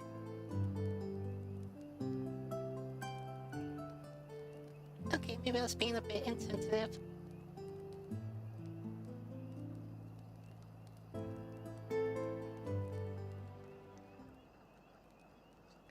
Soon after we finish eating, Gingling leaves to refill his canteen with water from a nearby stream. Yana and Melian go out into the field, but I'm not too certain what it is that they're doing. Second cart clean up and seem very content to do so without my help. Oh, that looks fun. I look up. Gingling is standing there retying his canteen to his belt. What does? He nods towards Liana and Amelia. I follow his gaze to see them practicing magic out in the field. Amelia waves her hand and sends a small flurry of ice across the grass. The Pongo grins, hopping up and down with excitement. Boy! He bounces after it, making Liana giggle. Every pair pulses blue, and a small gust of wind breathes out from underneath him. It makes him hover above the ground. Boy! Okay, I got you. Yana's breeze glides him along above the grass, steady and strong. The Pungo's eyes light up. Yana beams. She continues to push the Pungo along, gathering speed and momentum. She makes him soar across the grass and lets out a loud squeak of delight.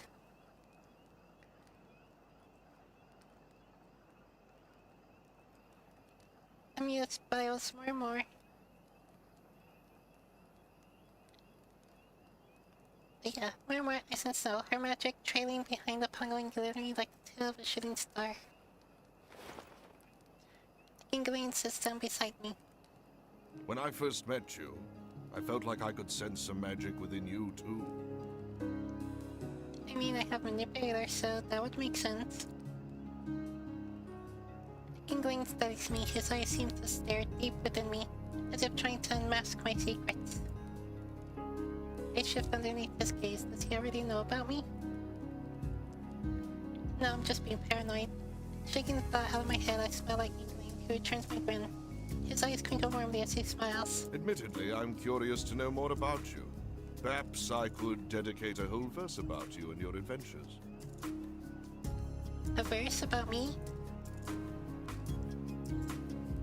He nods again, his smile bright and excited. Where is it you hail from? Isaria? Yes, but where in Asaria? Somewhere far away, small place, you wouldn't know it. Try me. I am fairly well traveled. I rack my brain for the name of a city or place, any name.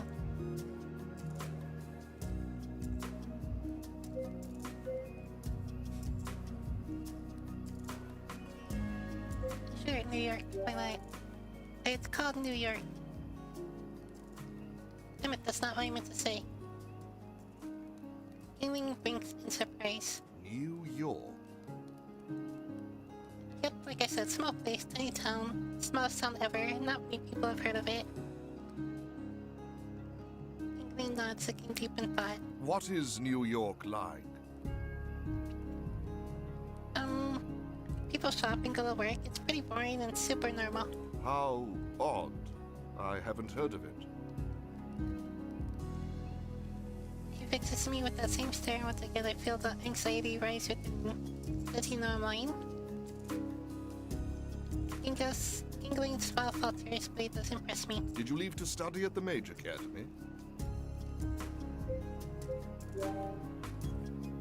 Oh well, kind of, not exactly. Liana taught me everything I know. Oh, are you training to be a mage knight as well? Kind of. She's been training me in both casting technique and sword fighting. I see. And how long have you been training with her? How long have I been on Terra? It feels like years, but it could have been more than a few months. For a little bit, I guess. Well, you must have a very high aptitude for magic indeed. My heart stops. I haven't casted in front of him before. How does he know? What makes you say that? Well, it takes a very skilled mage to be able to train into a mage knight. I laugh nervously. Oh, right, of course. Hey, what are you guys up to? I look up to see Liana stand behind me. She grins with her hands on her hips. Bits of her hair is sparkling from Amelia's ice magic. Just chatting.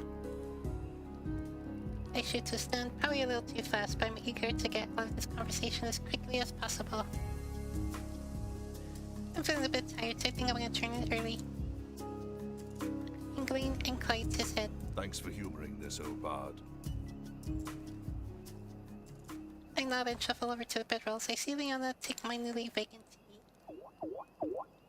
The Pungo bounces over to me, shimmering from the magic. Boy!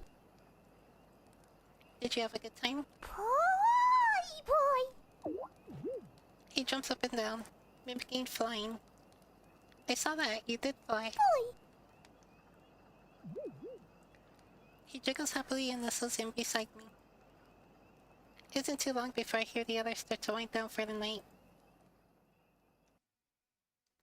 I guess I really was more tired than I thought because I soon fell asleep to the warm glow of the fire.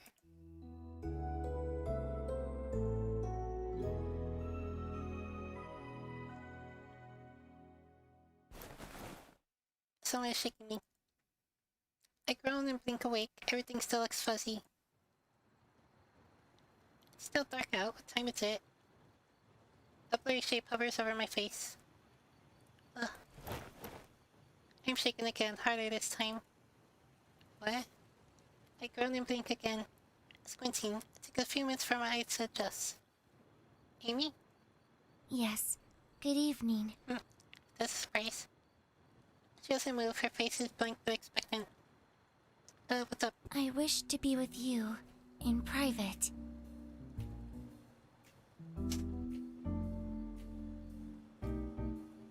Oh well, those are like very disparate responses. Is everything okay? This is the first time Amy has sought me out. Something must be really on her mind. Are you sure this is just like about studying the magic or whatever? Are you alright? Yes. There's a matter I wish to discuss with you. Oh, okay, give me a second. Isabel my bedroll and stand beside her. Please, come this way. She turns her here with the control of her cloak and leads me off to the side, far away from the camp and the rest of the group. So, what is it? I have been pondering the possibility for you casting without the use of a manipulator. Oh? I believe it may be because you've absorbed magic from the elementals directly. Oh shit. That reservoir of magic has been within you since the Fire Temple, and it merely has been a matter of unlocking your potential to cast from within to utilize the energy. The harrowing situation on the beach proved it to be possible for you to channel from within.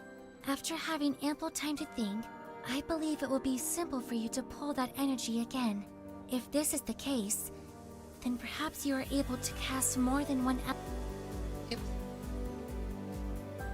My eyebrows stay together.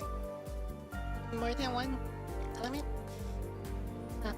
Thus far, you have only manipulated wind energy. That would lead me to the conclusion that despite the energy you absorbed, you were only using wind energy.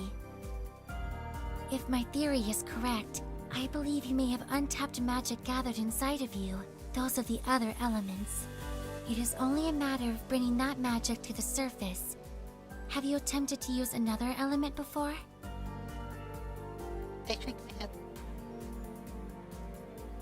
Liliana's just been teaching me wind magic. I see.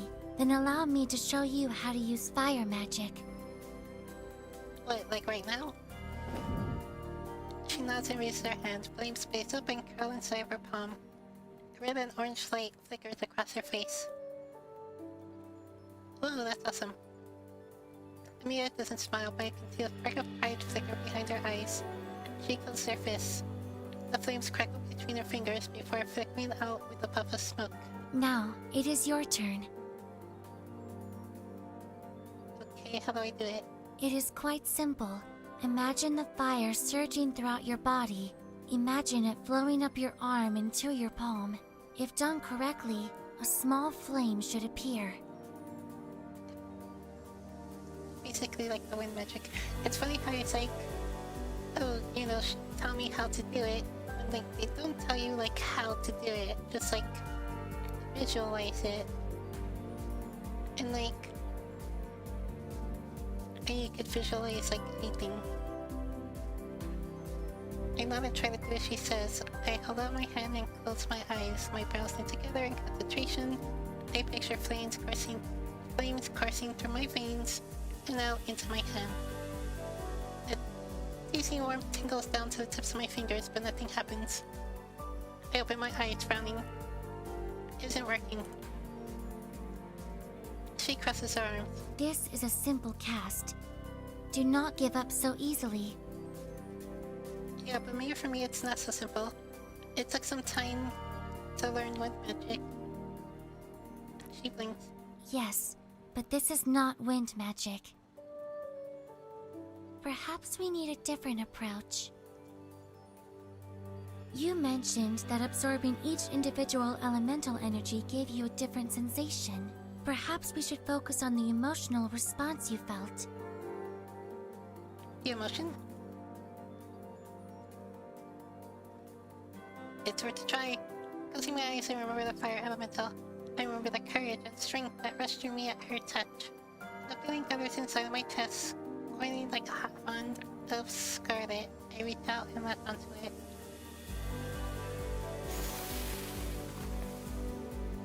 The crackling sparking warp burst down my arm. I open my eyes, red sparks fizz across my fingertips.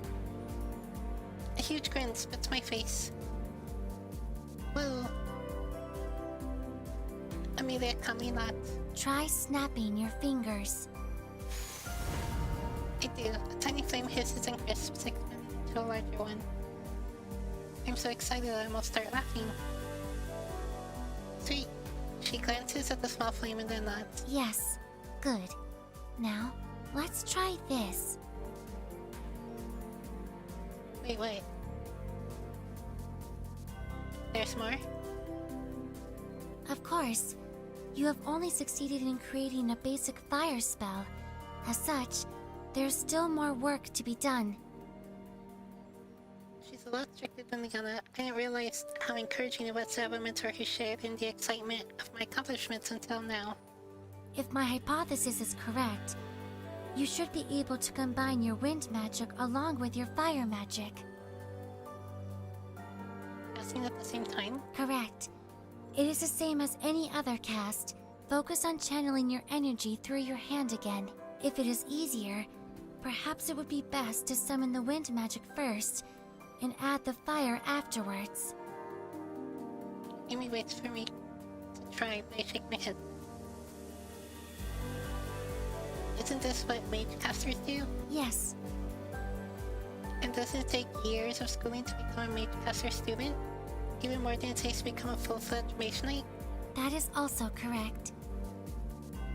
What makes you think I'll be able to do it with no training or rudimentary understanding of a single element casting? Your ability for learning is already expedited when you consider the length of time it took you to learn how to cast at all. Understanding those timelines, it does not seem unlikely that you would be able to quickly acclimate to double element casting.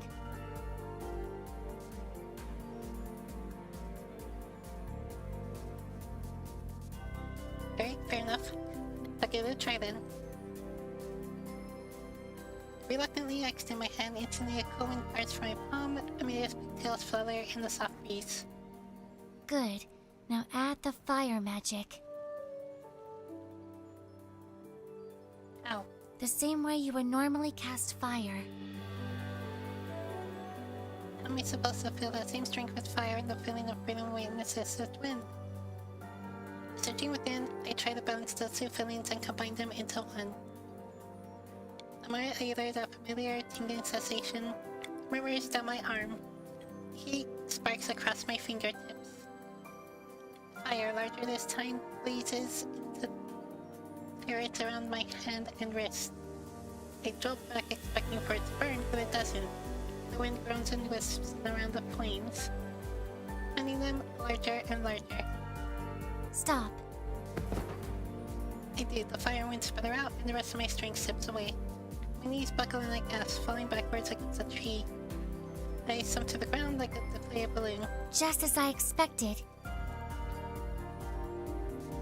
Amelia blinks when she notices me on the ground. Are you unwell? Hitting my head against the tree. I'll be okay, that was just a lot of energy. I see. She pauses, deep in thought. Such a feat should have taken you significantly longer to learn. She lifts her gaze back up to my face. It might be easier for you to channel your energy because you have been absorbing magic directly from the elementals. I can't, no shit. Your progress seems to be accelerated because you are using energy stored directly from within you, instead of a secondary source, such as a manipulator. I'm not trying to take all this information in at once, but my body feels so drained. It's only an effort to keep my eyes open and my limbs up. That is enough practice for tonight. Perhaps it would behoove you to get some rest. I will yawn. I am pretty tired, and it is still the middle of the night. Although, if merely casting 2 simple spells in conjunction exhausts you to this degree, I do fear how including more elements will affect you. What do you mean? For you to successfully open a rift, you will have to engage all of the elements you have absorbed. To cast multiple elements at once may prove fatal if you experience such exhaustion from using just 2 elements in such a basic cast. My insight freeze. That's a bit of an exaggeration, isn't it? Give me tricks. Of course, this is merely speculation based on my observations. Silence fills my head. It's not pounding, fizzing pressure. Perhaps you will be able to gain the strength to cast all of the elements simultaneously. What do you mean? The more you use magic, the more accustomed you become to it. Just like muscles can be strengthened with stamina, your mind can be exercised in such a manner for casting. How long will that take? It is no mistake that as you lack the years of training many other casters undertake, you tire much faster than others. At this time, it is difficult for me to estimate that. My heart sinks.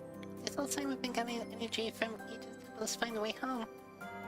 But now there's a chance I won't even survive long enough to make it back. I fall silent. Amy watches me closely and grows uncomfortable with my disappointment. As I mentioned before, this is purely speculation. I nod, barely registering what she says. My head feels numb. Given you are exhausted, it would benefit you to get some rest. I hesitate again, as if unsure what to do next. Good night. She turns on a heel and walks back to camp, leaving me alone with my thoughts. I may actually never return home, my friends and family. I may never see them again. My brain vaguely reminds me that I should go to sleep, but my feet are rooted to the ground. There was always the possibility that I may not be able to open a rift and go home, but the hope was always there. It didn't feel like such a real possibility before.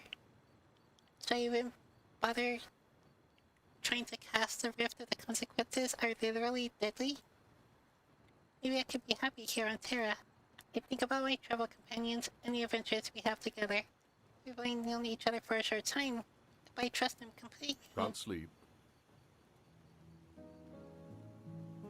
I spin around at the voice and see it gangling lean against the tree.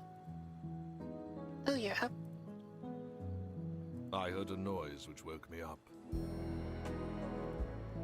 I see. It was probably my casting. He peers at me in the dark. Something on your mind? No, it's nothing. Neither one of us moves. Of course, how can I expect you to be honest with me when I haven't been fully honest with you? I knew there was something suspicious about him, especially when he was asking all those questions. Sensing up, I watch him warily. Honest about what? The truth is, I had an ulterior motive for joining your group. While I do still believe you'd all make for a fantastic story, I joined to get to know you specifically. Why me? I saw you at the beach. The blood pounds in my ears. Maybe it's not what I think it is. So we were all there just hanging out. I saw you cast without using a manipulator and save that boy. My heart hammered to my chest and I bought my fists. He saw me and he sought me out. You must have been mistaken. That's impossible.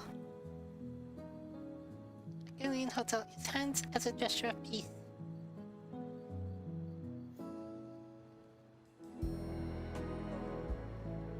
Please don't take that the wrong way.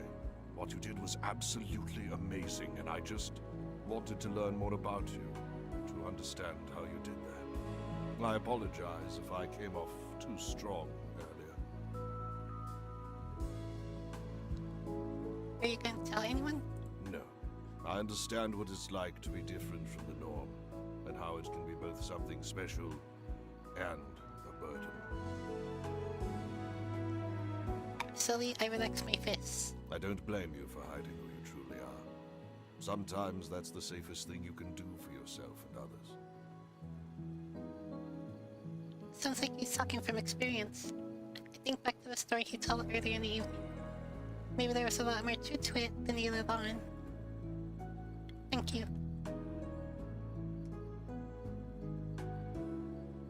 He cracks a smile.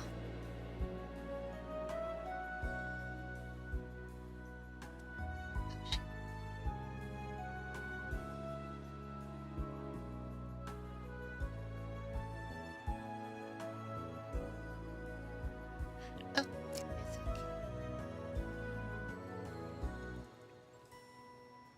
thought there was a file that I needed that was gone. Okay. So, will you tell me where you're actually from now? Oh crap. Work.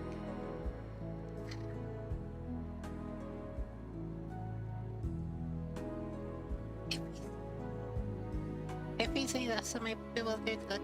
I'm just joking with you. If you ever do want to talk, maybe I can lend a little bit of insight. You don't get to my age without learning a thing or two. Yeah, I'll keep that in mind, thanks.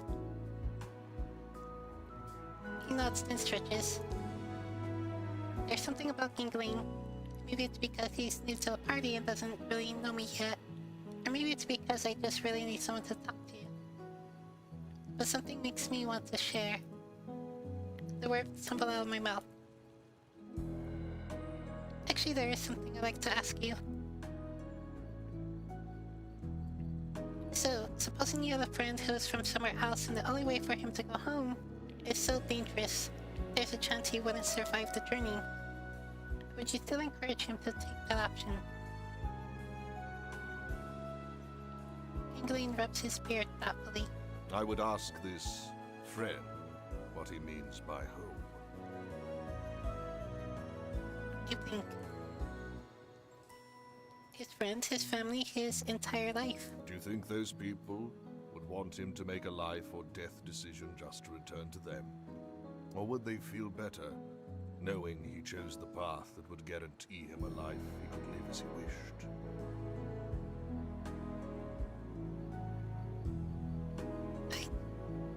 I never really thought about it like that.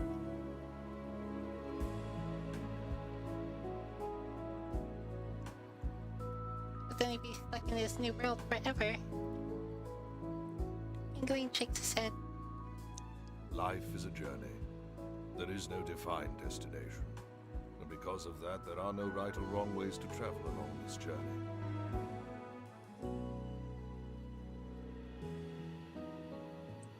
Perhaps one day, his journey will be safe. Or he may not want to go back. Perhaps another day, the choice will be made for him, or he can choose between both.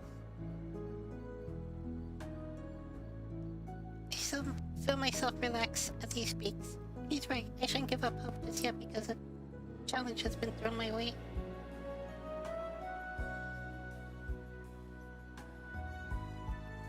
Thanks, that helps a lot. Just remember that you have people who care about you, and will support you in whatever you decide.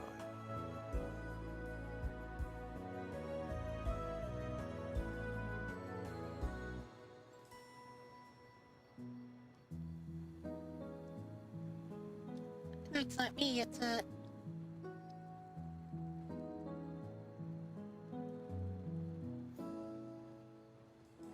Hypothetical friend, yes. He winks at me, then stretches again. Well, I think it's about time I try to get back to sleep.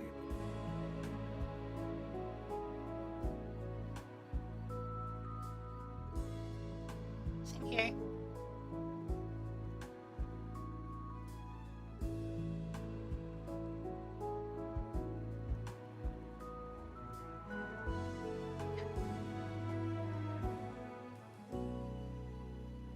It feels to me like Giggling has experienced a lot more than the typical bard. Maybe he's also had to deal with some tough decisions in his life. Either way, he's pretty alright in my book.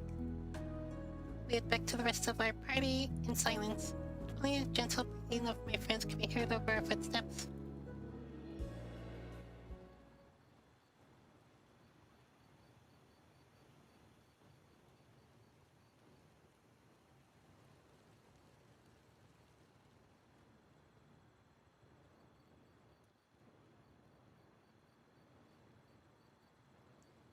As I curl back up to my bedroll, I quickly drift off into deep sleep.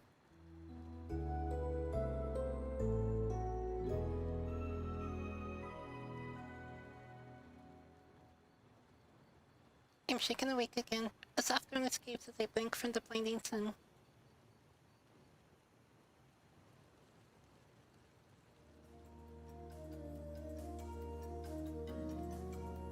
Yana hovers over me and I groan softly. That's right. You know about my impromptu midnight training session. I guess I better get ready to spar.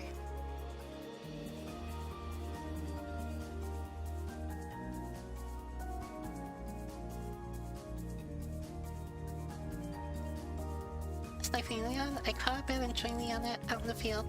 We practice our sparring until my muscles are sore and Liana has broken out in sweat. Neither of us manages to knock the other one down this time, leaving us in a draw. Just off.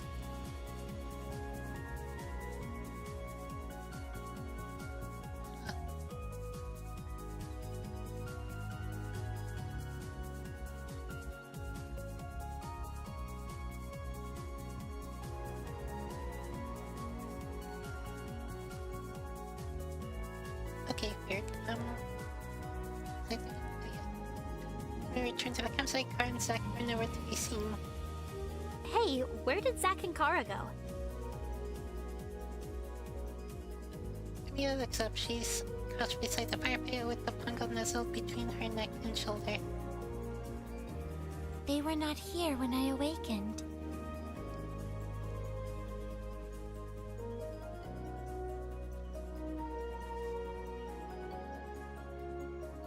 That's weird. Kara usually sleeps in and Zack sticks around to make everyone breakfast. I wonder where they could have gone.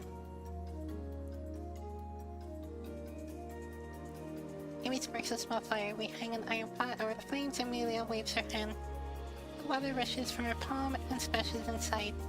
She smiles, pleased with herself, and raises the crackling flames to make the water boil faster. Tingling watches in interest at Amy's skills.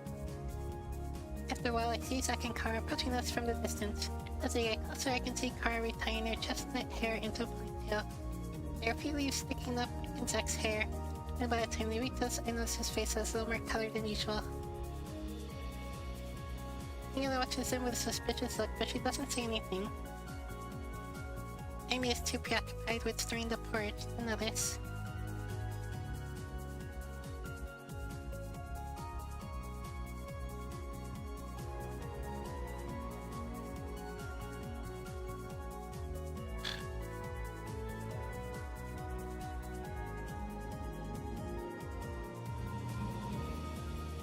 Good morning, friends!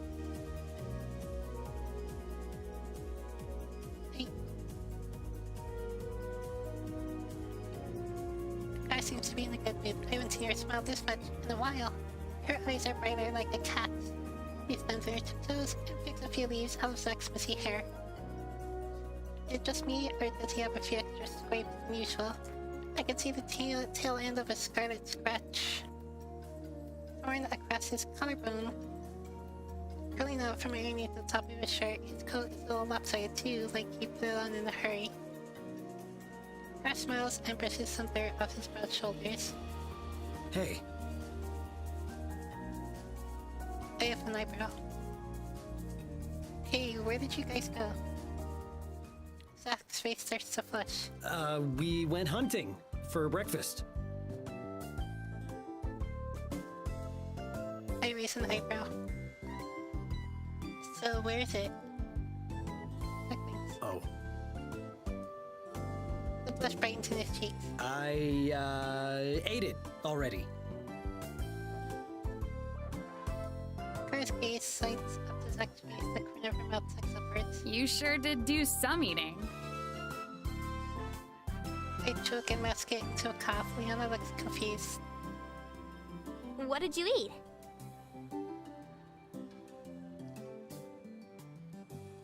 Zack's cheeks seem to have gone up in flames. His face is ruby red. He avoids eye contact and forces out an uncomfortable cough. Emilia finally looks up from her breakfast and stares at the scene. She glances between Zack and Kara and then back at Zack, her gaze lingers. Zack shifts under a stare, clearly uncomfortable. Amy's eyes seem to be boring into his skin. After a long silence, she tilts her head.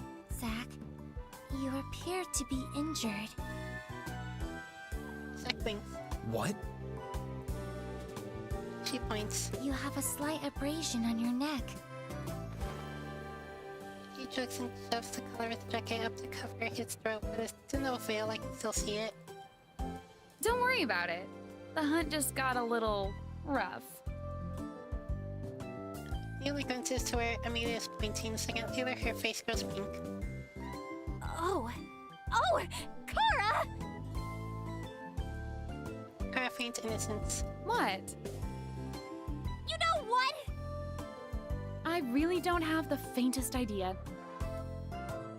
Her eyes are full of mirth as Liana fidgets. Never mind. Maybe the rest of us should just eat too. Her eyes flick to Kara's smirk. I mean, eat a meal! As opposed to? As opposed to nothing! That's why I said a meal! Tingling looks from Kara to Zack to Liana's burning face and bursts into laughter. I can tell this is going to be fun.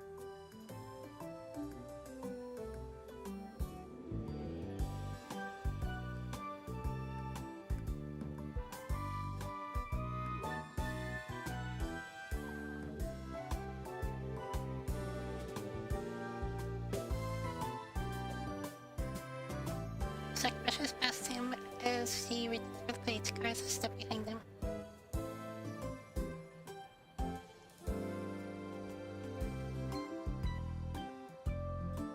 Tingling leaves and returns with a few walnuts and berries. He adds them into our porridge for some extra flavor. I have to admit, it'd be pretty bland without them.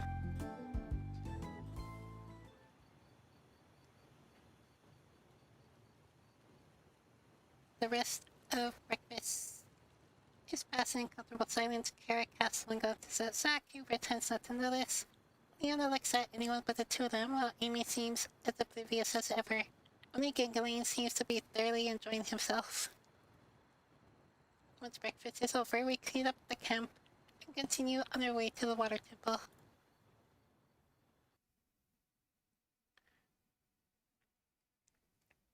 The path crunches under our feet, the sky is clear, and the sun scatters its fingers like crowns over the tops of the trees. I can see mountains in the distance. The jagged ridges spread out along the horizon like ocean waves.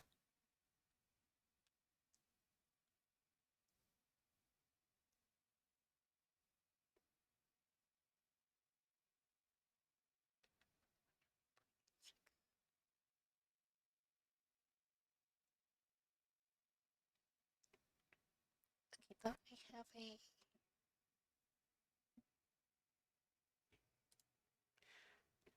When they start to break out into sights, where we find ourselves surrounded by the mountains.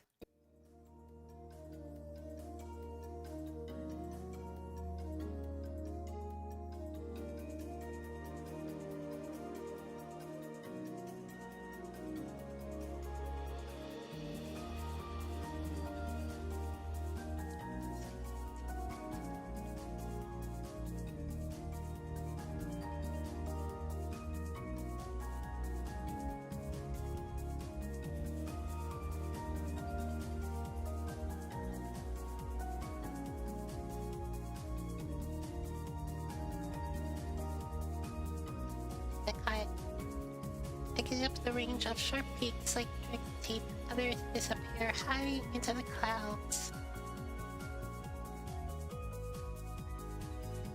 We stop in the hollow of the mountain. The air smells of jasmine and salt.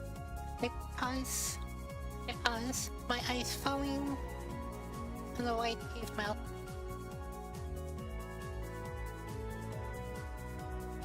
Is that the entrance?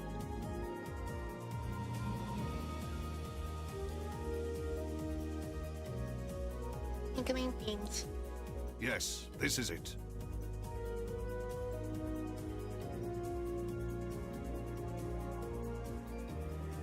We cautiously enter the cavernous entrance.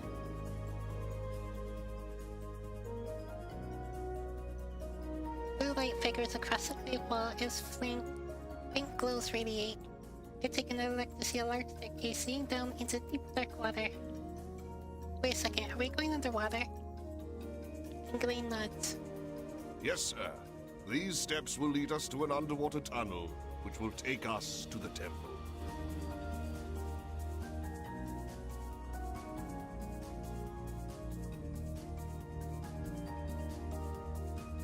Underwater tunnels are a whole lot of nope.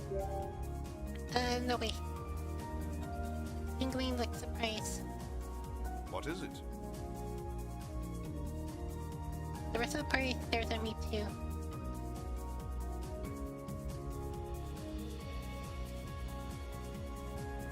I guess I'm the only one creeped out by the dark existential abyss of cave diving.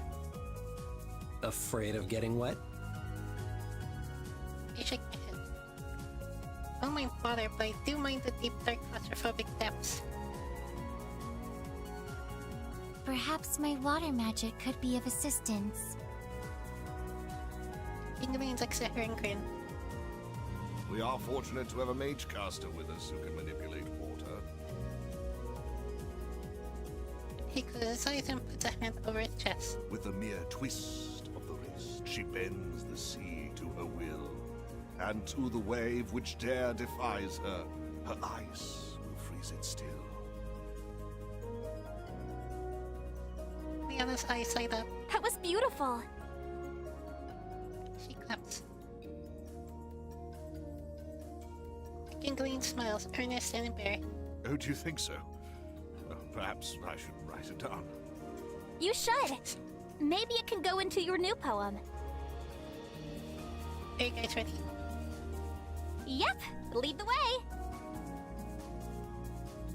Inkling leads us down the stairs. Vertical seaweed and mussels cling to the dark gray stones. The water ripples at our feet. As I look out, Emily becomes deeper. Amy steps forward, her manipulator glowing. Do the stairs continue to descend? I'll admit I'm uncertain. It is of no matter. We shall soon discover the answer. Please, continue. She waves her arms in the air as Inkling takes a step forward in the water. It moves out of the way of his boots. His grin broadens as the water flows around him, keeping him wrapped in a dry bubble. What do you know? There are more stairs. Amelia reins in the back with her manipulators glowing. We travel ahead of her and continue down the stairs. As we descend further down, I glance up at the shimmering water which sips easily around us. Small schools of fish scurry past, bobbing as they swim around us.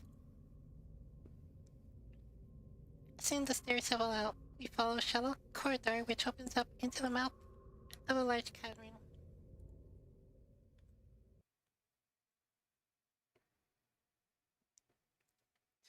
Several tunnels branch off in different directions around the cavern, but it's too dark inside to see where they may go. Blue crystals glitter all across the cavern. Some cling to the ceiling like icicles, while others are spread across the walls like frost. Boy? The Pungo pops his head out from the inside of Amelia's pouch. His eyes light up with wonder. Boy! Water crystals. But she points to something behind me. Amelia crosses to a few crystals that are glowing along the ground. She fidgets with her bracelets, symbols lighting up as she scans them. Fascinating. What is? These water crystals are mineable ore. One can use them to create spheres. If that's the case, then how come no one else has come here to mine? Emilia doesn't even turn around to face me, completely absorbed with the crystals. This place has been lost to knowledge. She touches one of the crystals, her bracelets glow firelight bright. Ice creaks underneath her touch, and then I hear a sharp snap. A bit of the sapphire cracks off, and her eyes brighten. She holds the piece up, examining it from side to side. I'm confused. I've seen crystals before, they're all over, powering up every single city we've been to. Is there something special about water crystals? Emilia shakes her head. Crystals near temples are a rarity. I will use this one to study for further research. Pungo leaps out of her pouch and nibbles on a large crystal. He wobbles, obviously content. The other second, Kara wander around and check out the crystals. They're deep blue, reflects off the water, and sparkle dancing light across the cavern's base. It reminds me of a disco ball. The effect is a bit mesmerizing. Tingling turns down one of the tunnels. The temple should be down here. I looked where he's going. Something flickered in the depths of one of the tunnels, something silvery and bright. I follow Gingling into the tunnel, and when my shoulder bumps into a slick surface. Ow. My brows frown, we're inside of the cave, so why was the wall so smooth? I reach up and touch cool glass. A mirror? I look around, though a whole room full of mirrors. My breath catches in my throat. Hundreds of reflections blink back at me. Guys, are you seeing this? No response. Guys? I turn around, and no one is there. I notice the walls in our previous path are also lined with mirrors. How did I walk through that without noticing before? Did the others do the same? They could have gone anywhere. This wasn't just a room, it was a maze. Everywhere I turn, I see myself. I run my hands over the mirrors to keep myself grounded, but with so many reflections, I have a hard time keeping track of where I'm going. It just feels like I'm going in circles. I let out a small growl of frustration, turning around. Something purple flashes from the corner of my eye, then something white. Hey, is that you? Kara? I turn to see Liana standing at the end of one of the paths. Kara grins and waves at me. I grin back, excitement flying into my chest. Finally, I dash towards him. And then face first straight into a mirror. I look backwards, cupping my nose. I hear footsteps behind me. Are you alright? A flash goes into my face. Yeah. My nose throws with pain, but I didn't hit the wall hard enough to leave any real damage. It was hard traveling through this maze for me too. The three of us jump and roll around. Amelia cocks her head and stares at me. Where did you come from? I followed your voices and found you all here. Oh, did you see the others? Her gaze lingers on me again. No, Liana twists her hand nervously. I really don't like the look of this place. The mirror. Oops. I really don't like the look of this place. The mirrors are so creepy. Maybe we should find a way out. What about Zack and Gingalain? We might run into them. Either way, it's better than just standing here admiring ourselves in the mirror. sounds like a plan. We just in and out of the maze. For a while, it feels like we're making progress. We go down the path leading straight to... Parasites. Dead end. She places her hand on the mirror in front of us. This is going to take forever. Wait! I look up, something simmers inside of the mirror. Foggy at first, but then it slowly becomes clear. Letters brighten and form together to create a single word. Us. Car blinks. That's it? Just us? She frowns, resting a hand on her hip. What does that mean? I'm not sure. Something to do with us? Do you think there are more words hidden out here? Probably. I go to Amelia, who wears an intense stare. What do you think, Amy? She shrugs, but her voice doesn't answer. I guess we move on then. We turn around and try again.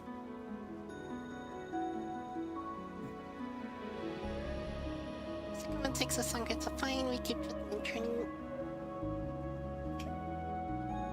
in circles before Leanna ultimately reaches out and accidentally pats against a solid mirror at the cord. The letters breathe and flare up again. They form a new word. Among...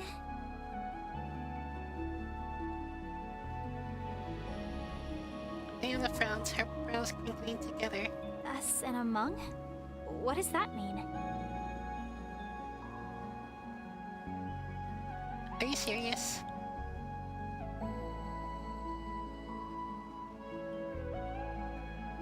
They're really stressing something that has to do with us.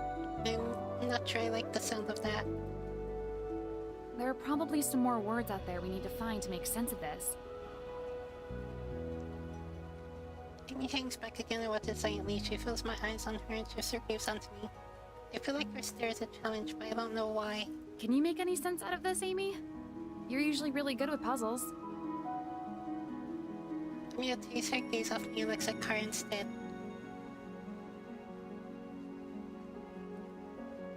I don't know. They just seem like random words to me.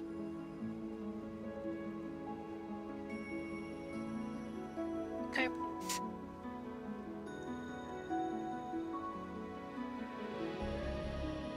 Right, but do you think it means anything? No idea.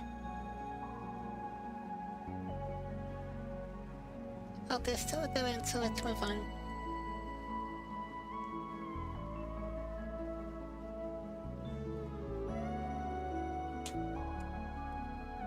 We turn around again, bumping into even more mirrors. I keep being turned around. Are we walking the same halls or going down new corridors? My hands reach out and skim across the silver mirrors as we walk. Amy remains silent and seemingly unconcerned. Her gaze continues to bore into me, making me even more nervous than I already feel. We come up to another dead end, in which more letters slowly appear. Illusion. It's a message. The words are just jumbled up. Us among illusion? Among Illusion Us. No, it's Illusion Among Us. Of course. Like, who wouldn't know that? Fucking idiots. Leona frowns, suddenly looking nervous. So something among us isn't real? Her raises her eyebrows. Yeah, but what? There was nothing else with us but each other. Not something, someone. Leona flinches. Maybe, but who would it be?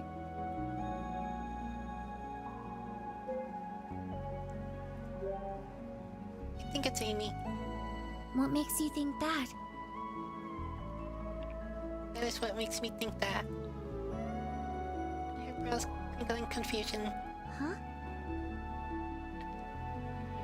You aren't talking like one of my science textbooks. Amy doesn't use contractions or shy away from a challenge. Surprise flickers behind her eyes. I see. Plus, you keep staring at me, and it's weird. Amy blinks, then a crocodile smile spreads across her face. Good. She shivers as she steps backwards into a mirror. When I look through, her image dissolves like water into the milky silver of the glass. When I look again, my own reflection stares back at me.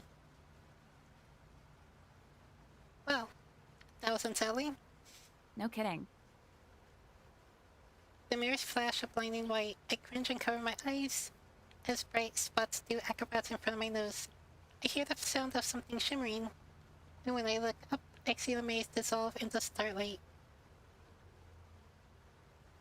The tunnel returns to a straight path.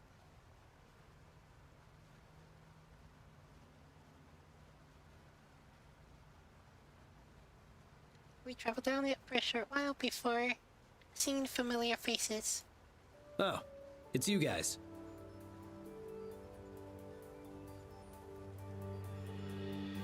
I think my eyes are refocusing from the sunlight. When my vision clears, I see Zack, Amelia, and Gangling heading our way from across the room. Kara rushes over to Zack, and I lets out a loud breath of relief. Amy, you're okay. Amelia blinks. I assume the illusion among your group must have been me.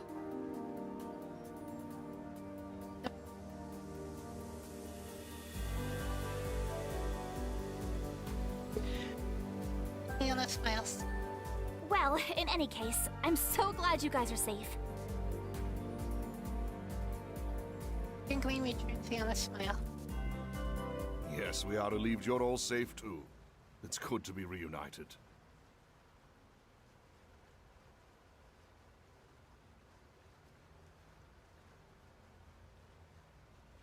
As Leona talks, Zack makes her look anywhere except at her. Even Kara narrows her eyes.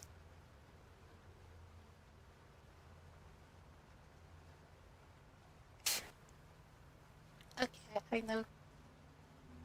See where this is going. Zack, you're acting weird. You're not another illusion, are you? He prickles and shakes his head. Nope. I am very much me in the most normal and loyal sense of the word.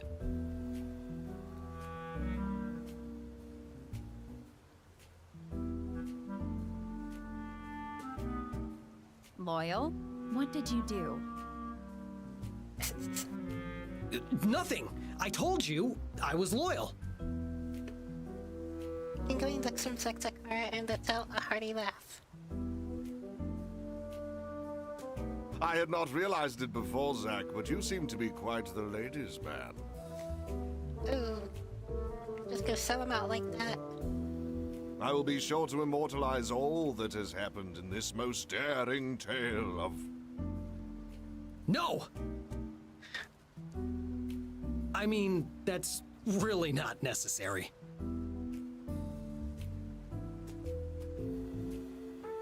What exactly happened on your side? Leanna, Jingling, Zack, and I had to solve a message. Wait, but Leona was on our side. Correct. It was very obvious that the illusion was her. How so? No reason. I look over at Zack, who is now avoiding eye contact with both Leona and Clara.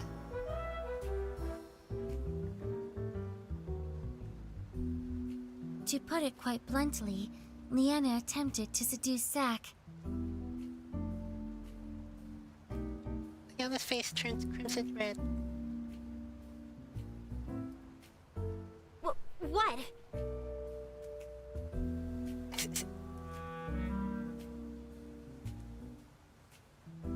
Clara turns to Zack.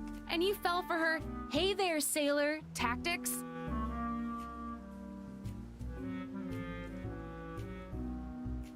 Zack's face matches Leona's in redness. It wasn't like that at all. She was actually good. Precisely. Her technique was especially effective. That is how we deduced she could not possibly be the real Leanna at all. Ouch. Leona pouts. Hey!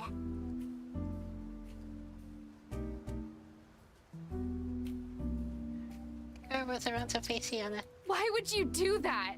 I thought we were friends. Oh my god, seriously? Leona's eyes wide and she shakes her head. Her car is just going around. No. It wasn't me. It was illusion me. I would never hit on Zack. And why not? Is he not good enough for you? Huh? I mean, he must be okay if the illusion me hit on him. I knew it! I don't understand what's happening. It's getting heated.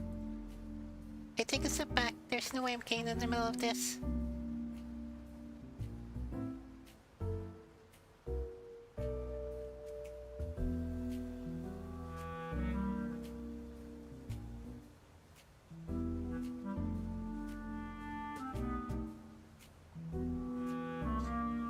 Leona lifts her arms into the air, exasperated.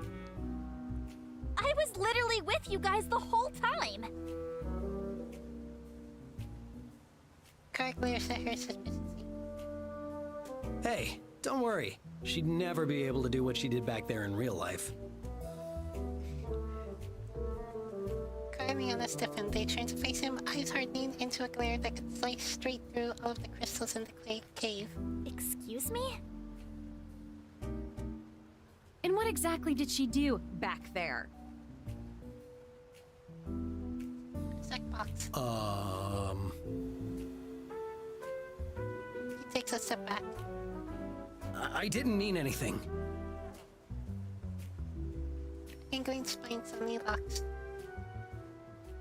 Do you all hear that? Currently on the freeze, everyone stops to listen.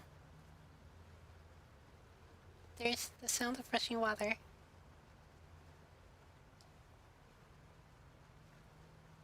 Is that a waterfall?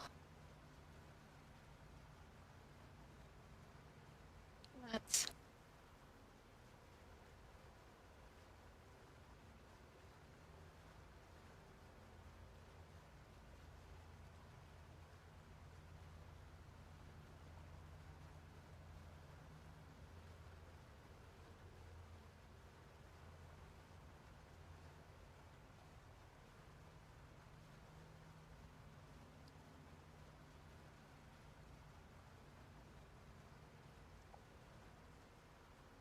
There it is. I think so. If we're nearing water, then perhaps we're close to the temple.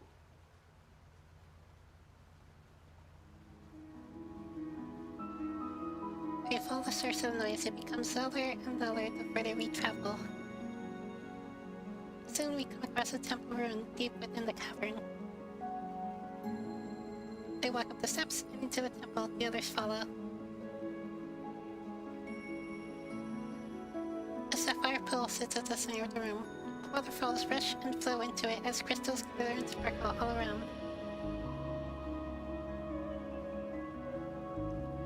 I stare at the pool as it begins to ripple and shift. A dark shadow ascends from the depths. A woman rises like a sea nymph, water sluicing down her body. I flinch in surprise. Oh, hi. The woman opens her eyes. A soft smile curves her face. Dark midnight blue hair flows like wild down to her lower back. A thin film of water covers her, making her look otherworldly, embraced by the soft glow of the crystals. She must be the water elemental.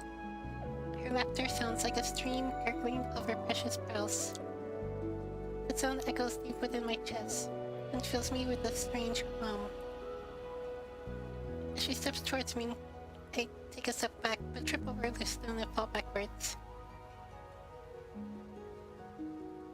Handed to her, she extends her hands and gently taps my face. She leans closer to me, and before I know it, a cool splash of pressure is on my lips.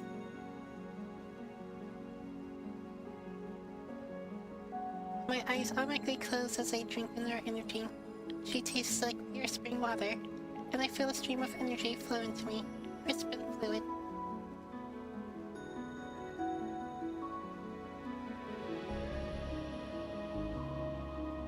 All too soon, the feeling ceases, and when I open my eyes, she's gone.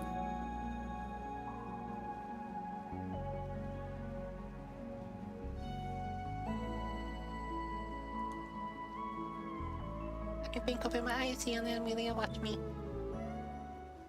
Hi guys. Hey. Amelia steps up and scans me with her manipulator. What's going on? Did you happen to have an encounter with the elemental? Yeah? Confirmed. There is an increase in his energy levels. Although, his heart rate does seem to be slightly elevated as well.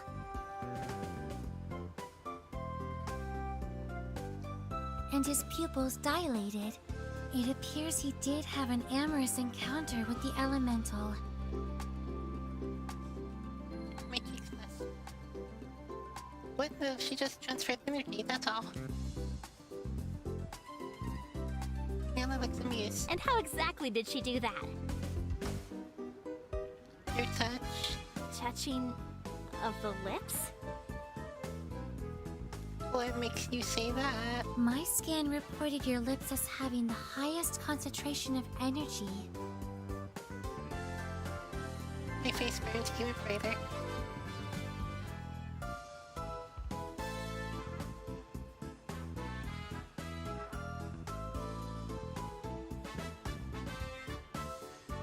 Karnsek returned their packs heavy with items. Inkling returns too, although he remains empty-handed.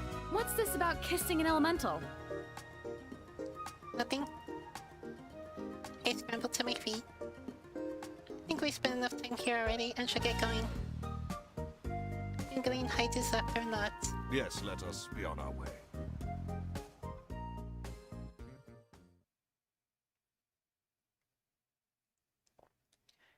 Leela and Amy lead the way out of the temple while Ginkling and I follow close behind Karnsek.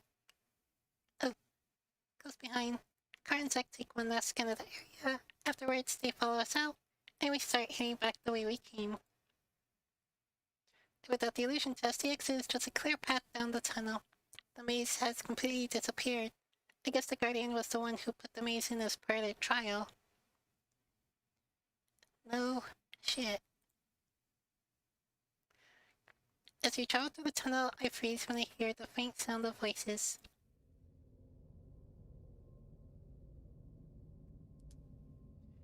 Catching Neona's eye, she worded the motions for us to stay low. Zack responds with an imperceptible nod.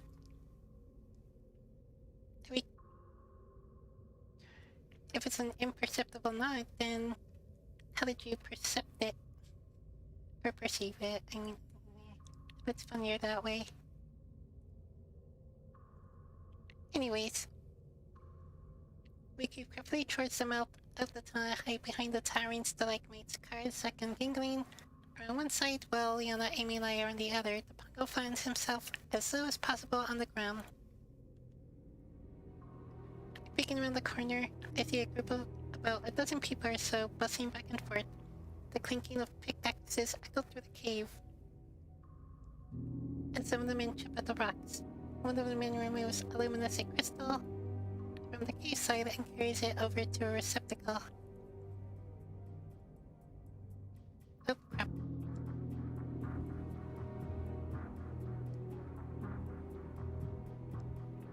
They're collecting water crystals.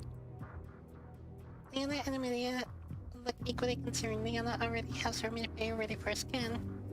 When she sees the results, her jaw clenches. She shows Amy who frowns.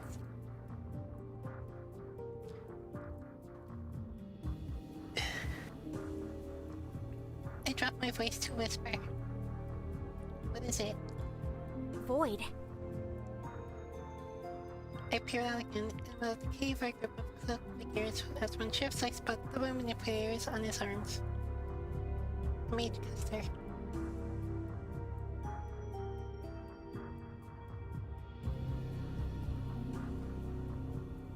The mage caster. It makes sense that they need someone who knows water magic to reach the temple, but that's still some serious power they're packing for a mining operation.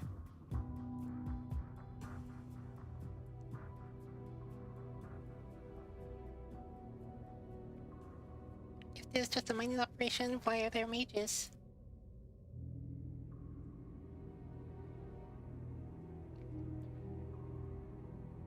It would seem the mining efforts of the water crystals here are to supplement the transmutation efforts of Void.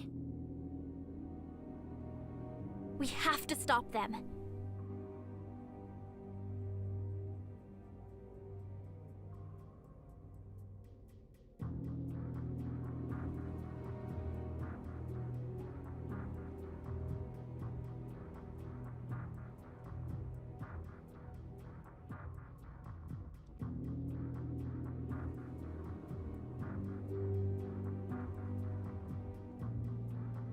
Doesn't look like there's a PIs in the area.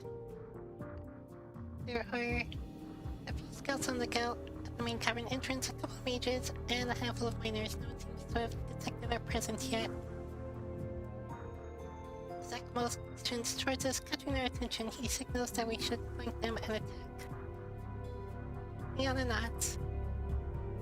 Second car begins to creep closer to the tunnel opening. Liana and Amy confer. Keep your magic ready. The rest of the team will focus on the scouts and miners. But we'll want to take out those mages as soon as possible.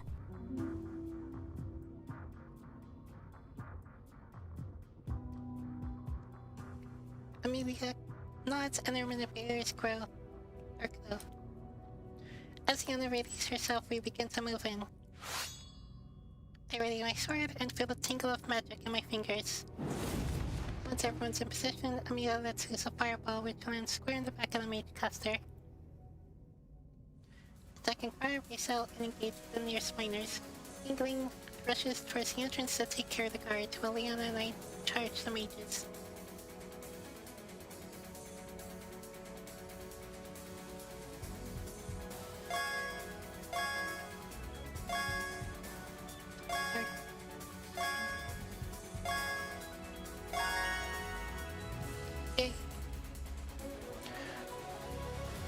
He defeats the last fight member and he drops to the ground.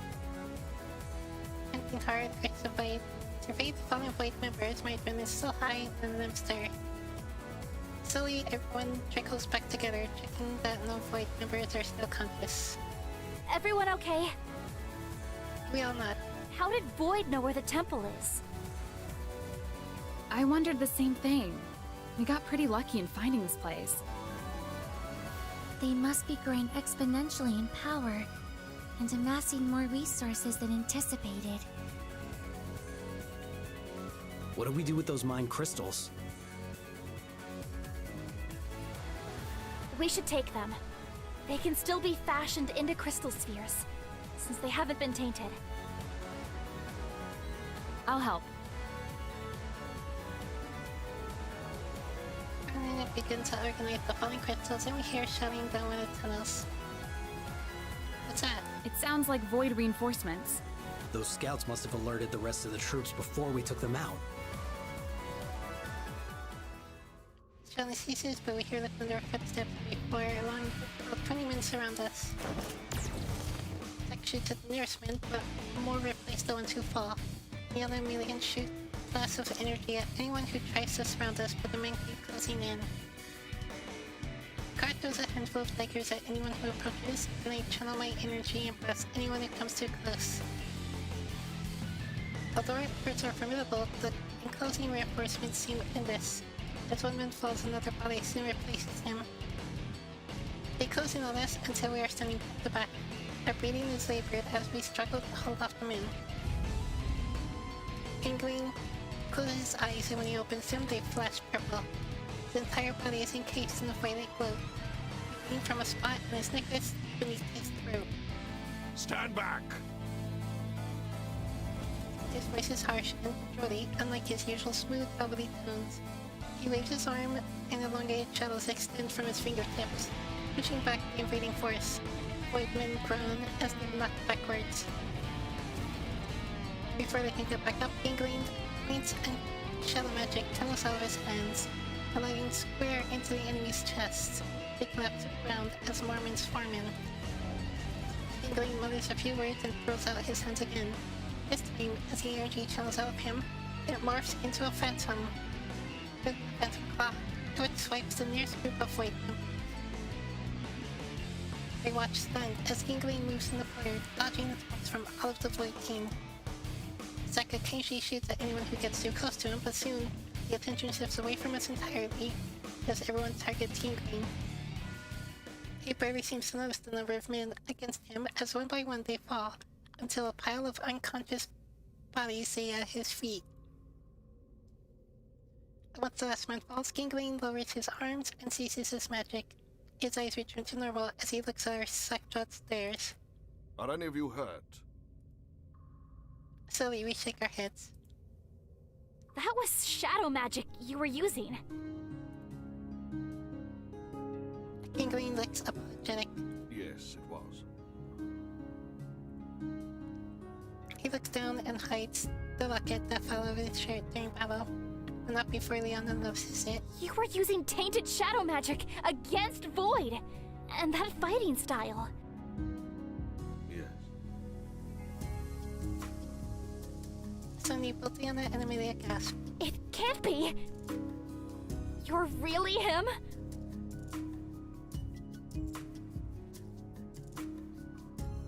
Elaine smiles sheepishly.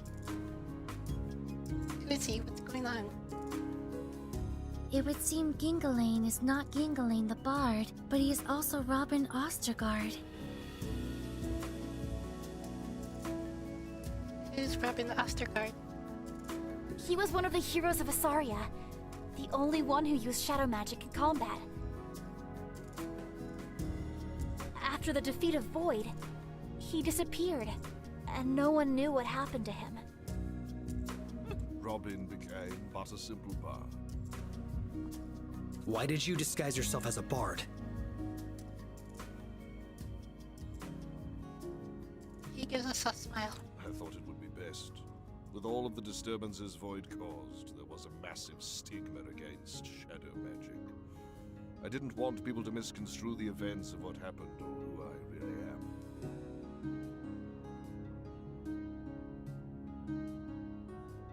I may have been a part of Void in the past, but it was before they turned into the Void that created and used tainted spheres.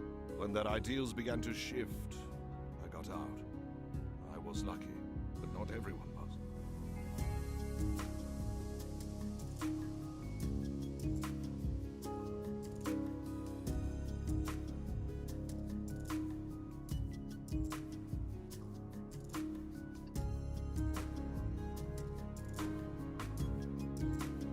His face struck up and he pauses as he composes himself.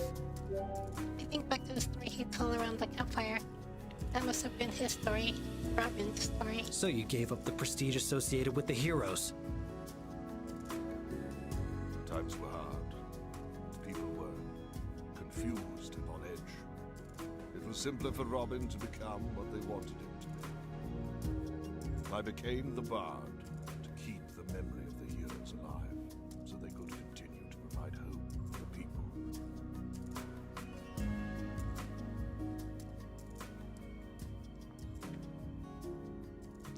No wonder he held such high respect from the people of Asaria.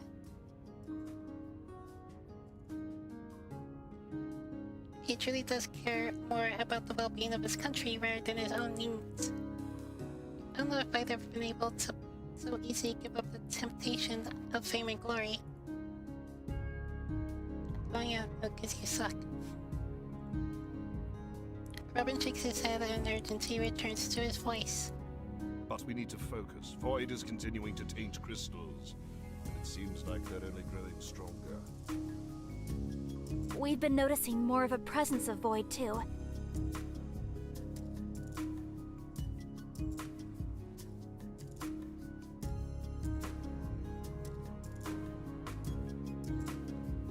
Robin nods. Since the tainted crystals are the source of their rise in power, you'll have to find a way to stop production of those spheres. It would make the most sense that production would happen at the base of their operations. Where is that? The Shadow Temple. That must have been where their operations began, back when he was still a part of Void. They can use the latent energy there to maximize output of tainting crystals. If you're able to reach the temple and absorb the energy within, you'll put a major dent in their operation. I immediately look at Leona when he mentions absorbing energy. Liana looks just as alarmed as I do. She's about to retort when Robin stops her. I saw what happened at the temple just now, and I felt the change in energy levels. I don't know how you're able to do that, but I've seen my share of crazy things in life, and I know that what you have is a gift. Don't be afraid of it because it strays from the norm. Use it for good. I feel the earnestness in his voice and it empowers me. If what he says is true, then it would behoove us to journey to the Shadow Temple. Do you know where it is, Amy? I would need to consult Elderism's notes. The Shadow Temple is in the west, right on the border of Avengard. That's the opposite side of where we are now. I will mark it down on the map for you all. Robin and Amelia talk further as he points out the exact location of the South Temple. They survey the fallen void members around us. What exactly should we do about these guys and the crystals? I'll take care of them. You all should get going. You aren't coming with us? I know you are all more than capable of handling whatever you may encounter. I have other business to attend to now. Liana pauses and then nods reluctantly. It's been an honor traveling with you. Robin grips her hands. I am the one who is honored to be able to know such a formidable mage knight. It has been a most enlightening experience to have made your acquaintance. I only wish we had more time to further speak about your background. I have many questions. I'm sure our paths will cross again someday. Zack nods. Take care. Robin nods. I'll look forward to reading about the dashing beauty who helped save the team from danger. He laughs. I wouldn't dream of leaving her out of the story. Kara blushes.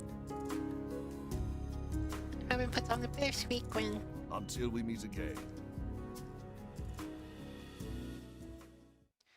After we say our goodbyes, Amelia conjures up the same bubble for us to travel back through the water. We hurry up the stairs until we return to the valley within the mountains. It seems Void's presence is even greater than we thought. Agreed. This is more than just a few scattered fanatics. They're reorganized. Perhaps we should alert the authorities. You think they're just gonna take our word for it and believe that Void is back? They'll launch an investigation which would take months, maybe years. And by the time they realize it's true, Void will be even stronger. Zack's right.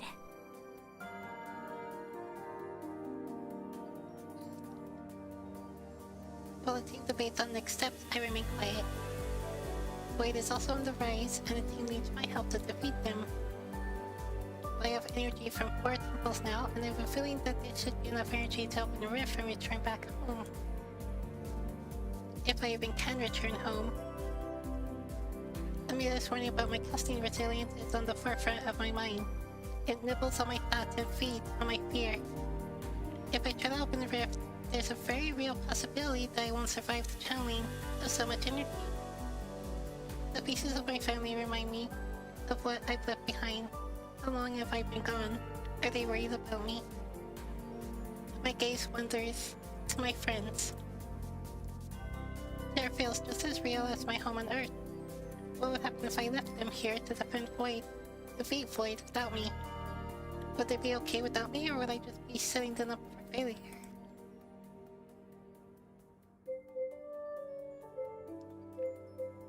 Okay, let's get out here. I look at my friends, and the turmoil in my mind stirs. This isn't my home. I don't want to abandon my team here, but I can't just leave my friends and family back home either. But if they're looking for me, I can't let them think that I'm dead. And that I have the chance to go back. How could I pass that up? And yet, I look down at my hands. I remember the fatigue I felt after practicing with Amelia. Her warning runs through my mind, turning my blood to ice in my veins. I might not even make it home, even if I tried. Is it really worth the risk for something that's not even guaranteed and could potentially end fatally? Of course it's worth it. It's where my loved ones are waiting for me. It's where I left my life behind. Void isn't my fight. I'm an anomaly in this world, and that's a strong indicator that I'm not meant to be here. I swallow hard, gathering the courage to face my friends, and my words burn my tongue as I speak them. I'm sorry, you guys. I have to go back. Slowly the team turns to face me. Then Kara laughs. Maybe my hearing is finally going, but I could have sworn you said you wanted to go back. Hoping hard, I nod. They are not making this easy. You heard correctly. Her laughter ceases and she stares intently at me. The longer she holds my gaze, the closer her brows knit together. You're serious? I nod. She looks at the rest of the group, all stone-faced, and nudges Yana. You're not going to just let him do that, are you?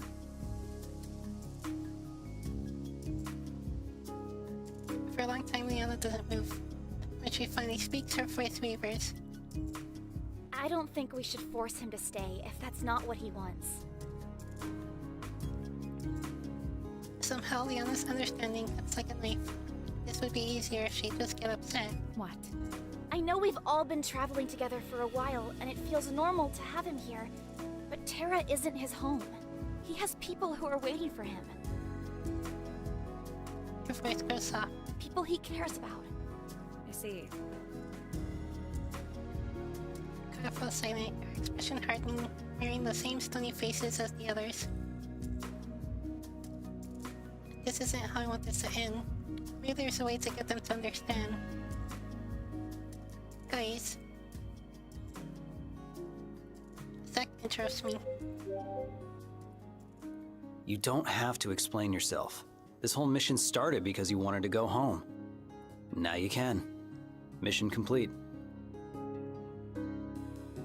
I look at Amy, who has remained silent. It's a good thing, isn't it? You want to learn more about the rifts. That was an interest. Now you can.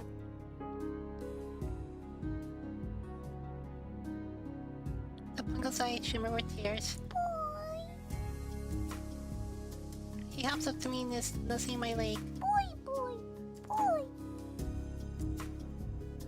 I'm sorry, buddy. I have to go home. Shakes his head. His voice is tuned with distraught as he hops into my scarf. He buries himself beneath the fabric. My heart clenches. I'm sorry, buddy. You can't come. I gently scoop out the scarf and hand him to Amelia. He deflates in her arms. Amelia squeezes the Pungo to her chest. I take one last look at my friends. These people with the somber eyes. Those aren't the faces I want to remember. I try to remember their smiles, but the vision doesn't come to me.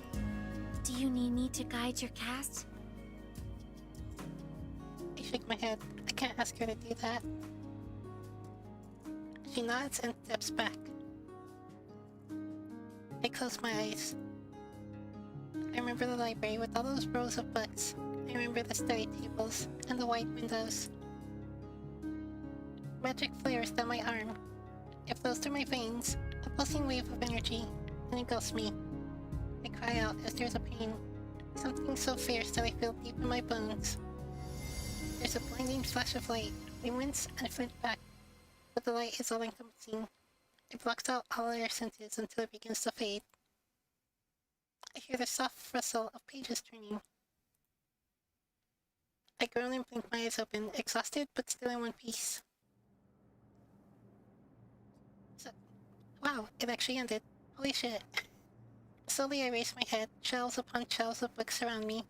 I look down at the desk with its scratched graffiti. I made it. I actually made it back. The student sees me and freezes. Her gaze darts to my back and she screams, drops her books, and runs away. My brows furrow. With that, Another student pauses, taking me in. A slow smile spreads across his face. Hey, dude, sweet cosplay. What anime is it from? Cosplay? I look down at myself. I'm in the same leather clothes from Terra. Oh, Excuse me. A stern voice calls me to turn around. A woman with a tight bun and rimmed glasses glares at me. I don't know what this is. She waves her hands indicating my clothes. But I will not tolerate any weapons at this school. Without hesitation, she reaches around me and tries to grab the sword on my back. I'm going to need to confiscate this. What? Hey. It's not real, just a costume. It's for our theater class. I recognize that voice. Glancing over, I see my friend Alex approaching. He flashes the librarian. A winning smile. She crosses her arms and huffs. Well, next time you should change first. I will. She turns around and walks away, her heels clicking on the floor. Seeing one of my friends fills me with warmth. Alex looks me up and down. Dude, is that a real sword? What are you wearing? And where have you been? I've been calling you for ages. The last few months replays in my head, but it seems like only a few hours have passed here on Earth. I grin. You wouldn't believe me even if I told you.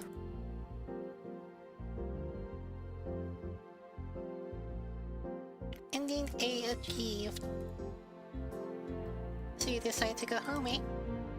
You return to your normal life with all your friends and family. Not a bad outcome. Though if you are curious on what happened to Terra, you may consider not returning home so soon. Winky face. Thank you for playing, Crystalline.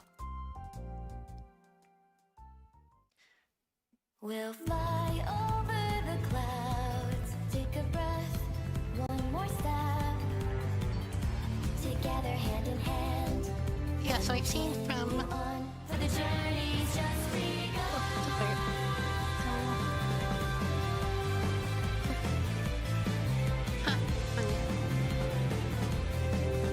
So I've seen from screenshots and stuff proved to me they had carriers.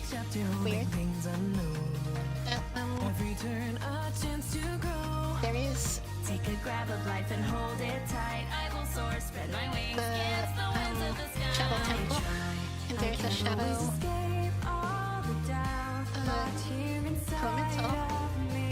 Fear will never let me go. I know that even so, I don't care. Watch me and you'll see. Oh, see, there is Shadow Elemental.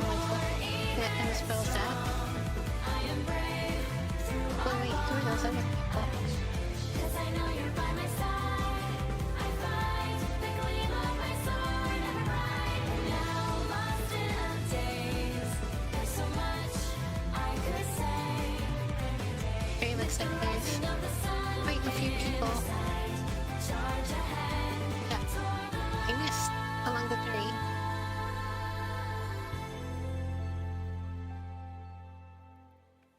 But I may drop back into it and see what happens in my own time. I don't know how many endings there are, but I'm not gonna find out. I may eventually, but yeah. That took a lot out of me. A lot out of my throat, mostly. Because it's very sore and very hurty right now. Hopefully I'll be okay for tonight, but it's just gonna stay black or what? Or is it waiting for me to click? Yes. Oh, that's cool.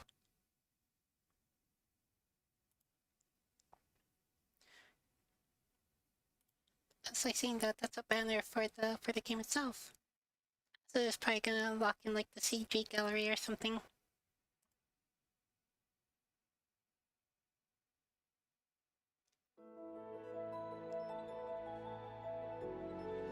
Alright, so that worked out perfectly. So that's the end of my streams of Crystalline, and for now I'm not gonna do like the chill Sunday streams because I'm doing scary spooky games for October Halloween stuff, you know. doing Alien Isolation right now, which I will continue tonight. It's going a lot faster than I thought, so I'm gonna have to figure out what I'm gonna switch to after I'm done with it. But yeah, if you like what you saw here, don't forget to like, comment, subscribe, follow, hit the bell for notifications. I'm on Twitch or YouTube all after streams. Check my strict schedule for when I'll be streaming, and check my Twitter for any last minute changes to the schedule. Thanks for watching, thanks for supporting, I really appreciate it. And hope you enjoyed the stream, and hope to catch you at the next one. Thanks for watching, bye!